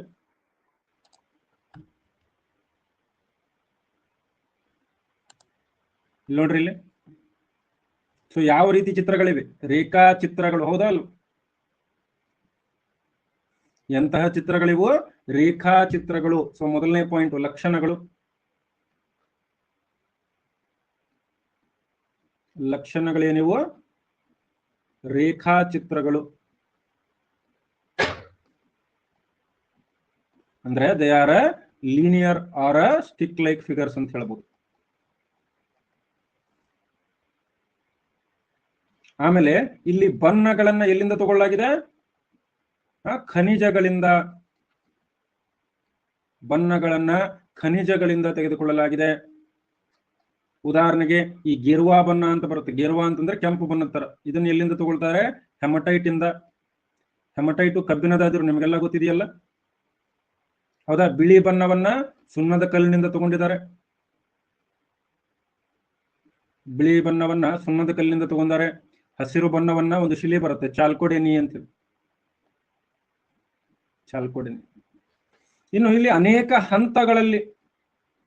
ಹಂತಗಳಲ್ಲಿ ಚಿತ್ರಕಲೆ ಕಂಡು ಬರ್ತದೆ. ಮೊದಲನೇ ಹಂತ ಯಾವುದು? ಮೇಲಿನ ಶಿಲಾಯುಗದ ಚಿತ್ರಗಳು. ಮೇಲಿನ ಶಿಲಾಯುಗದ ಚಿತ್ರಗಳು ಇಲ್ಲಿ ಕಂಡು ಬರ್ತವೆ. ಅದಾದ್ಮೇಲೆ ಸೂಕ್ಷ್ಮ ಶಿಲಾಯುಗದ ಚಿತ್ರಗಳು ಕಂಡು ಬರ್ತವೆ.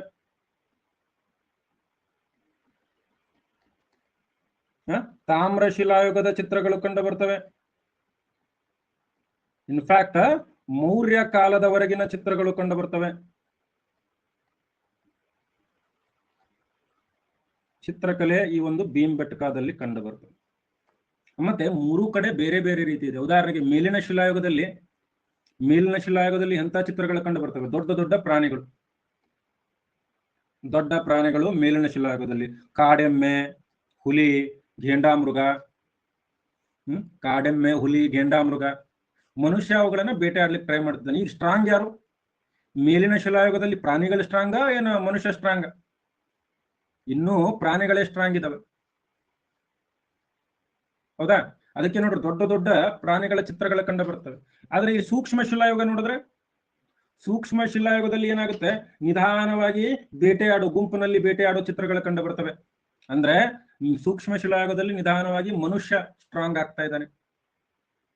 ಮುಂದೆ ಈ ಪೇಂಟಿಂಗ್ಗಳ ಕಾಲ ಹೆಚ್ಚಾದಂತೆ ಅಲ್ಲಿ ಗುಂಪು ನೃತ್ಯಗಳು, ಸಮರ ನೃತ್ಯಗಳು, ಸಮುದಾಯದ ಚಿತ್ರಗಳು.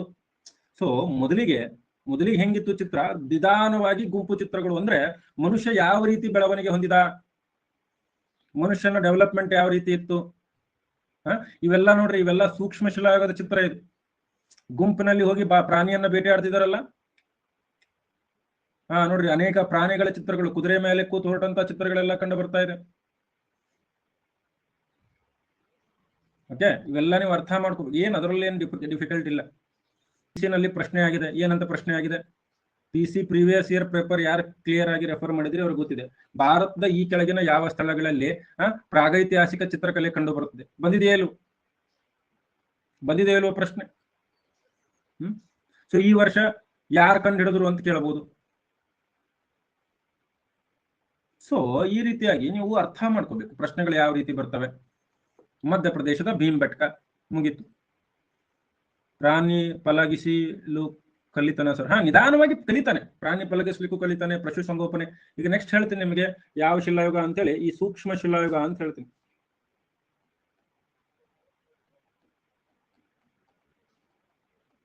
ಸೂಕ್ಷ್ಮ ಶಿಲಾಯುಗ ಅಥವಾ ಮೆಸೋಲಿಥಿಕ್ ಏಜ್. ಸೂಕ್ಷ್ಮ ಶಿಲಾಯುಗ ಅಥವಾ ಮೆಸೋಲಿಥಿಕ್ ಏಜ್ ಅಂತ ಹೇಳಿ ಕರಿತೀವಿ. ಇಲ್ಲಿ ಮತ್ತು ನಿಧಾನವಾಗಿ ಏನಾಯ್ತು, ಯಾವ ಯುಗ ಇದು? ಹೆಚ್ಚು ಕಡಿಮೆ ನಾವೇನಂತ ಕರಿತೀವಿ, ಕ್ರಿಸ್ತ ಪೂರ್ವ 9000ದಿಂದ ಸುಮಾರು ಕ್ರಿಸ್ತ ಪೂರ್ವ 4000ವರೆಗೆ.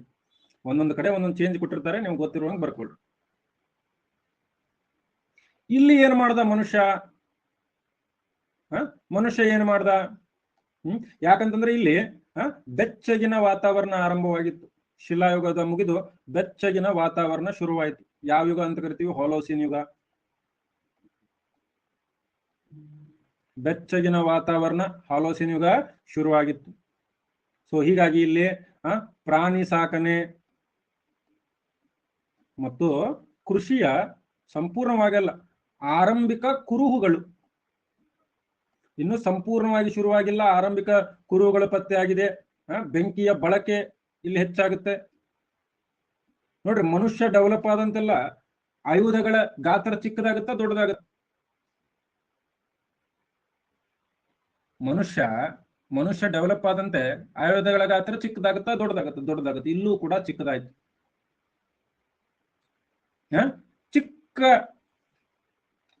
ಚಿಕ್ಕ ಕಲ್ಲಿನ ಆಯುಧಗಳನ್ನ ಬಳಸ್ಲಿಕ್ಕೆ ಶುರು ಮಾಡೋದು.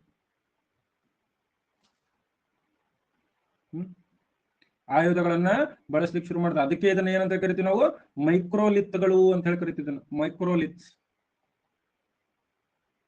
ಮೊದಲಿನ ತರ ಈಗ ಏನು ಬಳಸ್ತಾ ಇಲ್ಲ, ಬೆನಚಿಕಲ್ಲ ಬಳಸ್ತಾ ಇಲ್ಲ. ಅದರ ಬದಲಾಗಿ ಸಿಲಿಕೇಟು,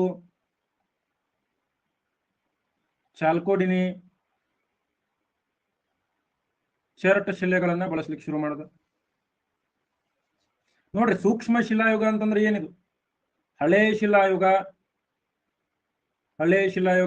ಮತ್ತು ನವಶಿಲಾಯುಗದ ಸ್ಥಿತ್ಯಂತರ ಯುಗ ಅಂತೇಳಿ ಕರಿತೀವಿ. ನಡುವಿನ ಸ್ಥಿತ್ಯಂತರ ಅಥವಾ ಯುಗ ಅಂತ ಹೇಳಿ ಕರಿತೀವಿ. ಅಂದ್ರೆ ಮನುಷ್ಯ ಹಳೆ ಶಿಲಾಯುಗದಿಂದ ನವಶಿಲಾಯುಗ ಬರುವಾಗ ನಡುವಿನ ಒಂದು ಹಂತ ಇದೆ. ಸೊ ಹೀಗಾಗಿ ಇಲ್ಲಿ ಏನು ಆರಂಭ ಆಗಬೇಕಾಗಿದ್ದು ಅವೆಲ್ಲ ಮುಂದೆ ಇಲ್ಲಿ ತಾತ್ಕಾಲಿಕ ಮನೆಗಳನ್ನ ಆರಂಭ ಮಾಡ್ದ. ತಾತ್ಕಾಲಿಕ ಮನೆಗಳು ಆರಂಭವಾದವು. ಚರ್ಮದ ಉಡುಪುಗಳನ್ನ ಹಾಕೊಳ್ಳಿಕ್ಕೆ ಶುರು ಮಾಡ್ದ. ಸೊ ಮನುಷ್ಯ ನಿಧಾನವಾಗಿ ಆದ್ರೂ ಕೂಡ ಏನ್ ಮಾಡ್ತಾ ಇದ್ದಾನೆ? ಬೆಳಿತಾ ಇದ್ದಾನೆ. ಮನುಷ್ಯನ ಬುದ್ಧಿ ಜಾಸ್ತಿ ಆಗ್ತಾ ಇದೆ. ಮನುಷ್ಯನ ಬುದ್ಧಿ ಹೆಚ್ಚಾಗ್ತಾ ಇದೆ. ಸ್ಥಿತ್ಯಂತರ ಯುಗ, ಮಧ್ಯಂತರ ಯುಗ, the period of transition as the climate which was a ice age, which was very cold before, it has now turned into a warmer climate. Thus the beginning of the Holocene age. The Mesolithic age has the evidences of early cattle rearing or agriculture. Human started using fire dominantly. There were temporary houses which were built. Human beings started using the leather clothes and used the smaller rock weapons. So this age is also called as the microlithic age. Mesolithic anna microlithic age ಅಂತ ಹೇಳಿ ಕೂಡ ಕರೀತಾರೆ. ಅರ್ಥ ಆಗುತ್ತಿಲ್ಲ hand writing. Taslima, ನನ್ನ hand writing ನಿಮ್ಗೆ ಅರ್ಥ ಆಗಿಲ್ಲ ಅಂತಂದ್ರೆ, ಯಾಕಂದ್ರೆ ಇತ್ತೀಚೆಗೆ ಯುನೆಸ್ಕೋದವರು ನನ್ನ ಕೈ ಬರಹಕ್ಕೆ ವಿಶ್ವದಲ್ಲೇ ಶ್ರೇಷ್ಠ ಕೈ ಬರಹ ಅಂತ ಕೊಟ್ಟಿದ್ದಾರೆ. GI ಟ್ಯಾಗ್ ಕೊಡಬೇಕಂದ್ರು, GI ಟ್ಯಾಗ್ ಕೊಡಬೇಕಂದ್ರು ನಾನು ಹೇಳಿದೆ ಅವ್ರಿಗೆ, ಬೇಡ, ಮನೆಯಲ್ಲಿ ಜಾಗಿಲ್ಲ ಇಟ್ಟುಕೊಳ್ಳಕ್ಕೆ, ದಯವಿಟ್ಟು ಕೊಡಬೇಡಿ ಅಂತ ಹೇಳಿ. ನೋಡೋಣ, ಒಂದು ಪೋಲ್ ಕೊಡ್ತೀನಿ. ಎಷ್ಟು ಜನರಿಗೆ ಸರ್ ನಿಮ್ಮ ಹ್ಯಾಂಡ್ ರೈಟಿಂಗು ಬೆಸ್ಟ್ ಇದೆ ಅಂದ್ರೆ ಅರ್ಥ ಆಗ್ತಾ ಇದೆ? ಆನ್ಲೈನ್ ನಲ್ಲಿ ಚೆನ್ನಾಗಿ ಬರೆಯೋರು ಶಿಕ್ಷಕರಲ್ಲಿ ನೀವು ಒಬ್ರು ಅಂತನವ್ರು ಎ ಹಾಕ್ರಿ. ಸರ್ ನಮ್ಗೆ ಅರ್ಥ ಆಗ್ತಿಲ್ಲ ಅನ್ನೋರು ಬಿ ಹಾಕ್ರಿ.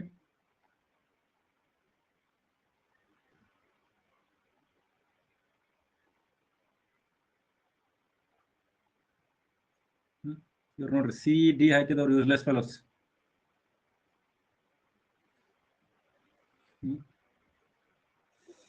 ಓಕೆ, ಇನ್ನು ನವಶಿಲಾಯುಗ ಸೂಕ್ಷ್ಮ ಶಿಲಾಯುಗದ ಪ್ರಮುಖ ಸ್ಥಳಗಳು ಯಾವ್ಯಾವು? ನಿವೇಶನಗಳು.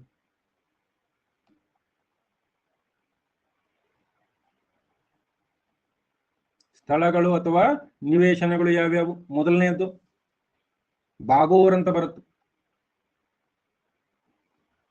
ಬಾಗೋರಲ್ಲಿ ರಾಜಸ್ಥಾನದಲ್ಲಿ ಕೊಠಾರಿ ನದಿ ದಂಡೆಯ ಮೇಲಿದೆ. ಕೊಠಾರಿ ನದಿ ದಂಡೆಯ ಮೇಲಿದೆ. ಇಲ್ಲೇನೇ ನೋಡ್ರಿ, ಆರಂಭಿಕ ಪ್ರಾಣಿ ಸಾಕಾಣೆ ಕುರುಹುಗಳು ಕಂಡು ಬರ್ತವೆ. ಆರಂಭಿಕ ಪ್ರಾಣಿ ಸಾಕಾಣೆಯ ಕುರುಹುಗಳು ಕಂಡು ಬರ್ತವೆ. ಇನ್ನು ಆದಮ್ಗಢ ಮತ್ತು ಭೀಮ್ಬೆಟ್ಕ ಅಂತ ಬರ್ತವೆ.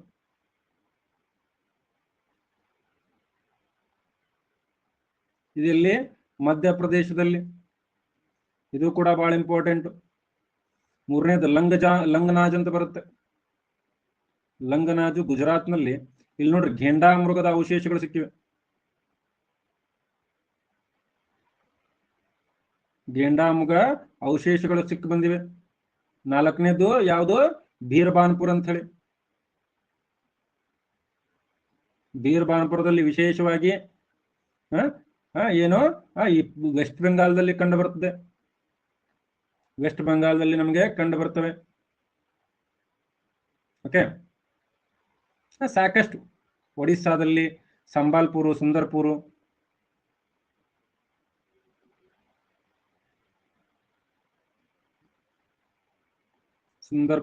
ಇನ್ ಒಡಿಶಾ.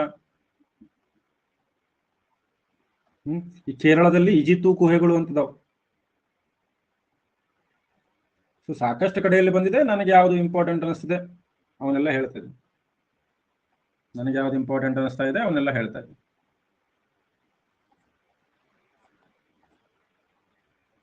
ಕರ್ನಾಟಕದಲ್ಲಿ ಮೇನ್ ಇರೋದು ನವಶಿಲಾಯುಗ. ಸೊ ನವಶಿಲಾಯುಗವನ್ನು ಹೇಳ್ತೀನಿ ನಾನು. ಓಕೆ, ಬೇಗ ಬರ್ಕೊಳ್ರಿ. ನೀವು ಬರ್ಕೊಳ್ಳೋದು ಲೇಟ್ ಆದ್ರೆ ನಾವು ಸಿಲೆಬಸ್ ಮುಗಿಸೋದು ಲೇಟ್ ಆಗುತ್ತೆ. ಮೊದಲೇ ಒಂದೇ ಅವರ್ ಸೆಷನ್. ಕರ್ನಾಟಕ ಇತಿಹಾಸ ಮಾಡಿದೀನಿ ನೋಡ್ರಿ. ಕರ್ನಾಟಕ ಇತಿಹಾಸದಲ್ಲಿ ನೋಡ್ರಿ, ಕರ್ನಾಟಕ ಇತಿಹಾಸದಲ್ಲಿ ನೀವು ಆ ಪಾಠಗಳನ್ನ ನೋಡಿದ್ರೆ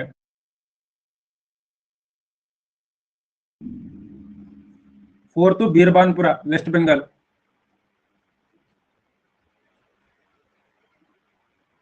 ಬಾಗೋರು ರಾಜಸ್ಥಾನದಲ್ಲಿ, ಆದಮ್ಗಢ ಮತ್ತು ಭೀಮ್ಬೆಟ್ಕ, ಲಂಗನಾಜು, ಬೀರ್ಬಾನ್ಪುರ್, ಸಂಬಾಲ್ಪುರ್ ಮತ್ತು ಸುಂದರ್ಪುರ್, ಇಜಿತು ಗುಹೆಗಳು.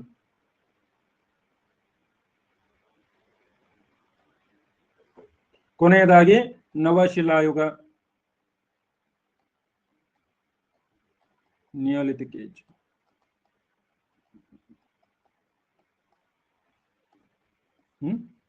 ನವಶಿಲಾಯುಗ, ನಿಯೋಲಿಥಿಕ್ ಏಜು ಕ್ರಿಸ್ತಪೂರ್ವ 7000ದಿಂದ ಕ್ರಿಸ್ತಪೂರ್ವ 1000ರವರೆಗೆ, ಹೆಚ್ಚು ಕಡಿಮೆ. ಒಂದೊಂದು ಕಡೆ ಒಂದೊಂದು ರೀತಿಯಲ್ಲಿ. ಈ ನವಶಿಲಾಯುಗ ಎಂಬ ಪದ ಬಳಕೆ ಮಾಡಿದವರು ಯಾರು? ನಿಯೋಲಿಥಿಕ್ ಪದವನ್ನ ಮೊದಲು ಬಳಸಿದವರು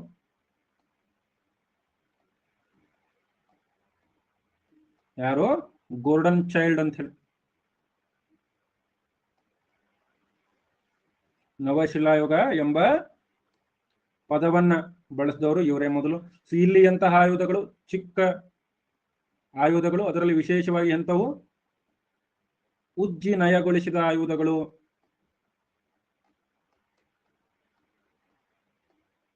ಇಲ್ಲಿ ಎಂತಹ ಆಯುಧಗಳು? ಉಜ್ಜಿ ನಯಗೊಳಿಸಿದ ಆಯುಧಗಳನ್ನ ನವಶಿಲಾಯುಗದಲ್ಲಿ ಬಳಕೆ ಮಾಡಲಾಗ್ತಾ ಇತ್ತು. ಆಮೇಲೆ ಇಲ್ಲಿ ಏನು ವಿಶೇಷ ಏನು ಅಂತಂದ್ರೆ, ಇಲ್ಲಿ ಮನುಷ್ಯ ಸಾಕಷ್ಟು ವಿಷಯಗಳನ್ನ ಕಲ್ಕೊಳ್ತಾನೆ. ಮೊದಲನೇದಾಗಿ ಏನು? ನಿಶ್ಚಲ ಜೀವನ ಶೈಲಿ. ಇಷ್ಟು ದಿವಸ ಮನುಷ್ಯ ಅಲೆಮಾರಿಯಾಗಿದ್ದ, ಎಲ್ಲಿ ಸಿಕ್ಕಲ್ಲಿ ಮನೆಗಳನ್ನ ಕಟ್ಟಿಕೊಂಡು ಅಲ್ಲಲ್ಲೇ ವಾಸವಾಗಿರ್ತಿದ್ದ. ಬಟ್ ಇಲ್ಲಿ ಏನ್ ಮಾಡ್ದ, ಒಂದು ಕಡೆ ನೆಲೆ ನಿಲ್ಲಕ್ಕೆ ಶುರು ಮಾಡ್ದ, ಮನೆಗಳನ್ನ ಕಟ್ಕೊಂಡ. ಉದಾಹರಣೆಗೆ ನಿಮಗೆ ಈ ಮಹಾರಾಷ್ಟ್ರದ ಇನಾಮ್ಗಾಂವ್ ಮಹಾರಾಷ್ಟ್ರದಲ್ಲಿ ಅನೇಕ ಮನೆಗಳು ಕಂಡು ಬರ್ತವೆ. ಪದಗಳಿಗೆ ಗೋಲ್ಡನ್ ಚೈಲ್ಡ್ ಅಂತ, ದಿ ಗೋಲ್ಡನ್ ಚೈಲ್ಡ್. ನಿಶ್ಚಲ ಜೀವನ ಶೈಲಿ, ಸ್ಥಿರ ಜೀವನವನ್ನ ಆರಂಭ ಮಾಡದ. ಎರಡನೇದು ಪ್ರಾಣಿ ಸಂಗೋಪನೆ, ಪ್ರಾಣಿ ಸಾಕಣೆಯನ್ನ ಆರಂಭ ಮಾಡ್ತಾನೆ ಸಂಪೂರ್ಣವಾಗಿ. ಮೊದಲಿಗೆ ಸಾಕಿದಂತ ಪ್ರಾಣಿ ಯಾವುದು ಅಂತಂದ್ರೆ ಒಂದು ಕಾಡು ನಾಯಿ ಅಂತ. ಕಾಡು ನಾಯಿ ಮನುಷ್ಯ ಮೊದಲಿಗೆ ಸಾಕಿದಂತಹ ಮೊದಲನೇ ಪ್ರಾಣಿ. ಇನ್ನು ಮೂರನೇದು ಕೃಷಿ ಆರಂಭವಾಗುತ್ತೆ.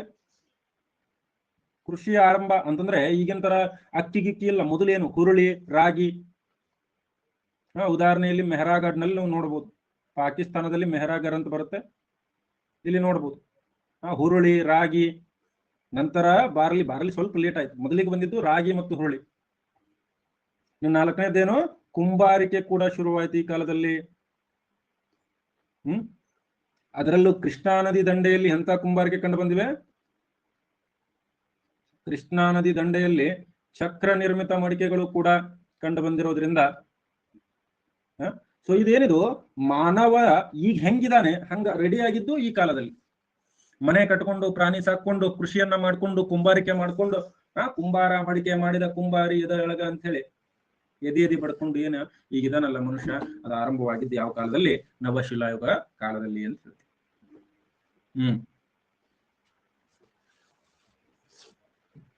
ಬರ್ಕೊಳ್ರಿ ಬೇಗ. ಈಗ ಹೇಳ್ತಾ ಇರೋದು ಕರೆಕ್ಟ್ ಇದೆಯಾ? ಏನ್ ಇದಕ್ಕಿಂತ ಡೀಪ್ ಬೇಕಾ, ಏನ್ ಇದಕ್ಕಿಂತ ಕಡಿಮೆ ಬೇಕಾ? ಚಿಕ್ಕ ಆಯುಧ, ಉಜ್ಜಿ ನಯಗೊಳಿಸಿದ ಆಯುಧಗಳು.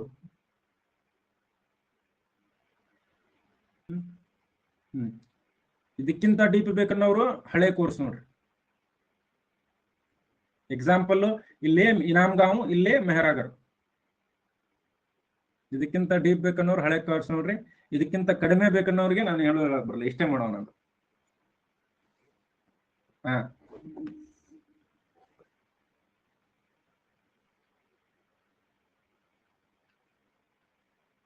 ಕೇಳಿ ಅಸೈನ್ ಮಾಡ್ತೀರಿ, ಮತ್ತೆ ಕೇಳಾರ್ದ ಅಸೈನ್ ಮಾಡಿದ್ರೆ ಚಂದ ಅನಿಸ್ತದ? ಇದು ಸಾಕಷ್ಟು ಡೀಪ್. ಬ್ರೋ, ಯಾವ ಪುಸ್ತಕದಲ್ಲಿ ಡೀಪ್ ನೋಡಿದ್ಯಪ್ಪ ನೀನು? ಇದಕ್ಕಿಂತ ಡೀಪ್ ನಿಮಗೆ ಸಿಗಬೇಕು ಅಂತಂದ್ರೆ ನೀವು KS ದಾಟಿ ಹೋಗ್ಬೇಕು ಲೆವೆಲ್.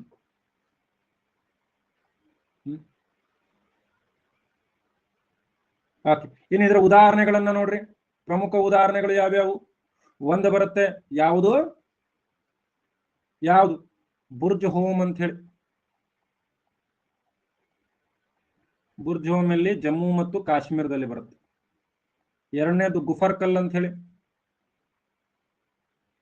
ಗುಫರ್ಕಲ್ ಕೂಡ ಜಮ್ಮು ಮತ್ತು ಕಾಶ್ಮೀರದಲ್ಲೇ ಬರುವಂತದ್ದು, ಗುಫರ್ಕಲ್ ಅಂತ ಹೇಳಿ.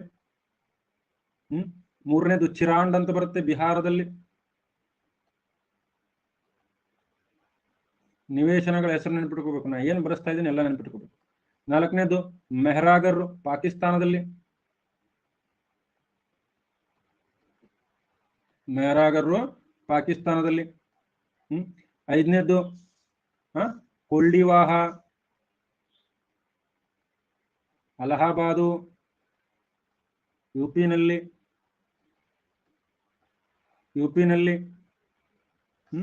ಇನ್ನು ಕರ್ನಾಟಕದಲ್ಲಿ ಯಾವ್ಯಾವು ಅಂತೇಳಿ ಹೇಳ್ರಿ ನೋಡೋಣ. Very good. ಕರ್ನಾಟಕದಲ್ಲಿ ಮಸ್ಕಿ, ಬ್ರಹ್ಮಗಿರಿ, ಸಂಗನಕಲ್ಲು,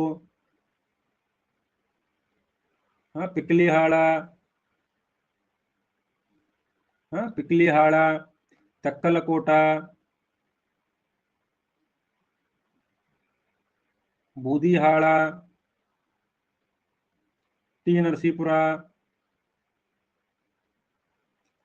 ನರಸೀಪುರ, ಹಳ್ಳೂರು, ಸಾಕಷ್ಟು ಸ್ಥಳಗಳು ಕಂಡು ಬರ್ತವೆ.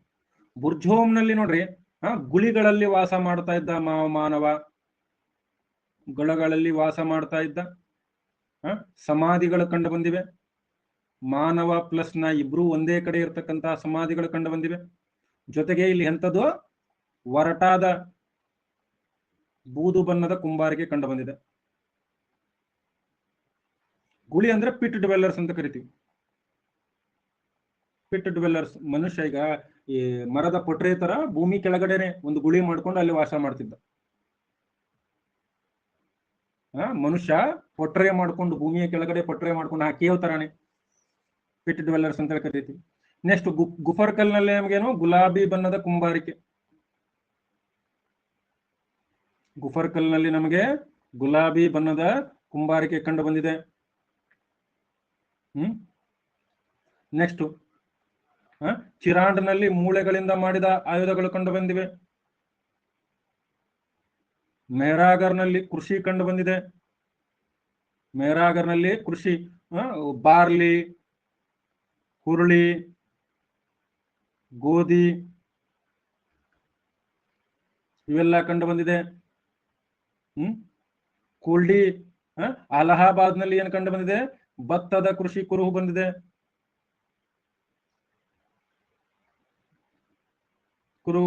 ಇದು ಕೂಡ ನಿಮಗೆ ಗೊತ್ತಿರಬೇಕು. ಓಕೆ, ಇವನ್ ತಮಿಳುನಾಡಿನಲ್ಲೂ ಕೂಡ ಕೆಲವೊಂದು ಸೈಟ್ಸ್ ಇವೆ. ತಮಿಳುನಾಡಿನಲ್ಲಿ ಪ್ರಮುಖವಾದ ಸೈಟ್ಸ್ ಯಾವುದು? ಪಯ್ಯಂಪಳ್ಳಿ, ಪುತ್ತನೂರು ಅಂತೇಳಿ ಬರ್ತವೆ. ಇನ್ನು ಆಂಧ್ರ ಪ್ರದೇಶದಲ್ಲಿ ಯಾವುದು? ನಾಗಾರ್ಜುನ ಕೊಂಡ. ಆಂಧ್ರ ಪ್ರದೇಶದಲ್ಲಿ ಯಾವುದು? ನಾಗಾರ್ಜುನ ಕೊಂಡ. ಇವೆಲ್ಲ ಏನಿವು ನವಶಿಲಾಯುಗದ ಪ್ರಮುಖ ತಾಣಗಳು. ಇಟ್ಟಿಗೆ ಬಳಕೆ ಮೆಹರಾಗರ್ನಲ್ಲೂ ಇಟ್ಟಿಗೆ ಬಳಸಿದ ಹಸಿ ಇಟ್ಟಿಗೆಗಳನ್ನು. ಇಲ್ಲಿಗೆ ಇವತ್ತಿನ ತರಗತಿಯನ್ನ ನಾನು ಸಮಾಪ್ತ ಮಾಡ್ತಾ ಇದ್ದೀನಿ. ಉಳಿದುದನ್ನ ನಾಳೆ ತರಗತಿಯಲ್ಲಿ ಮುಂದುವರಿಸೋಣ.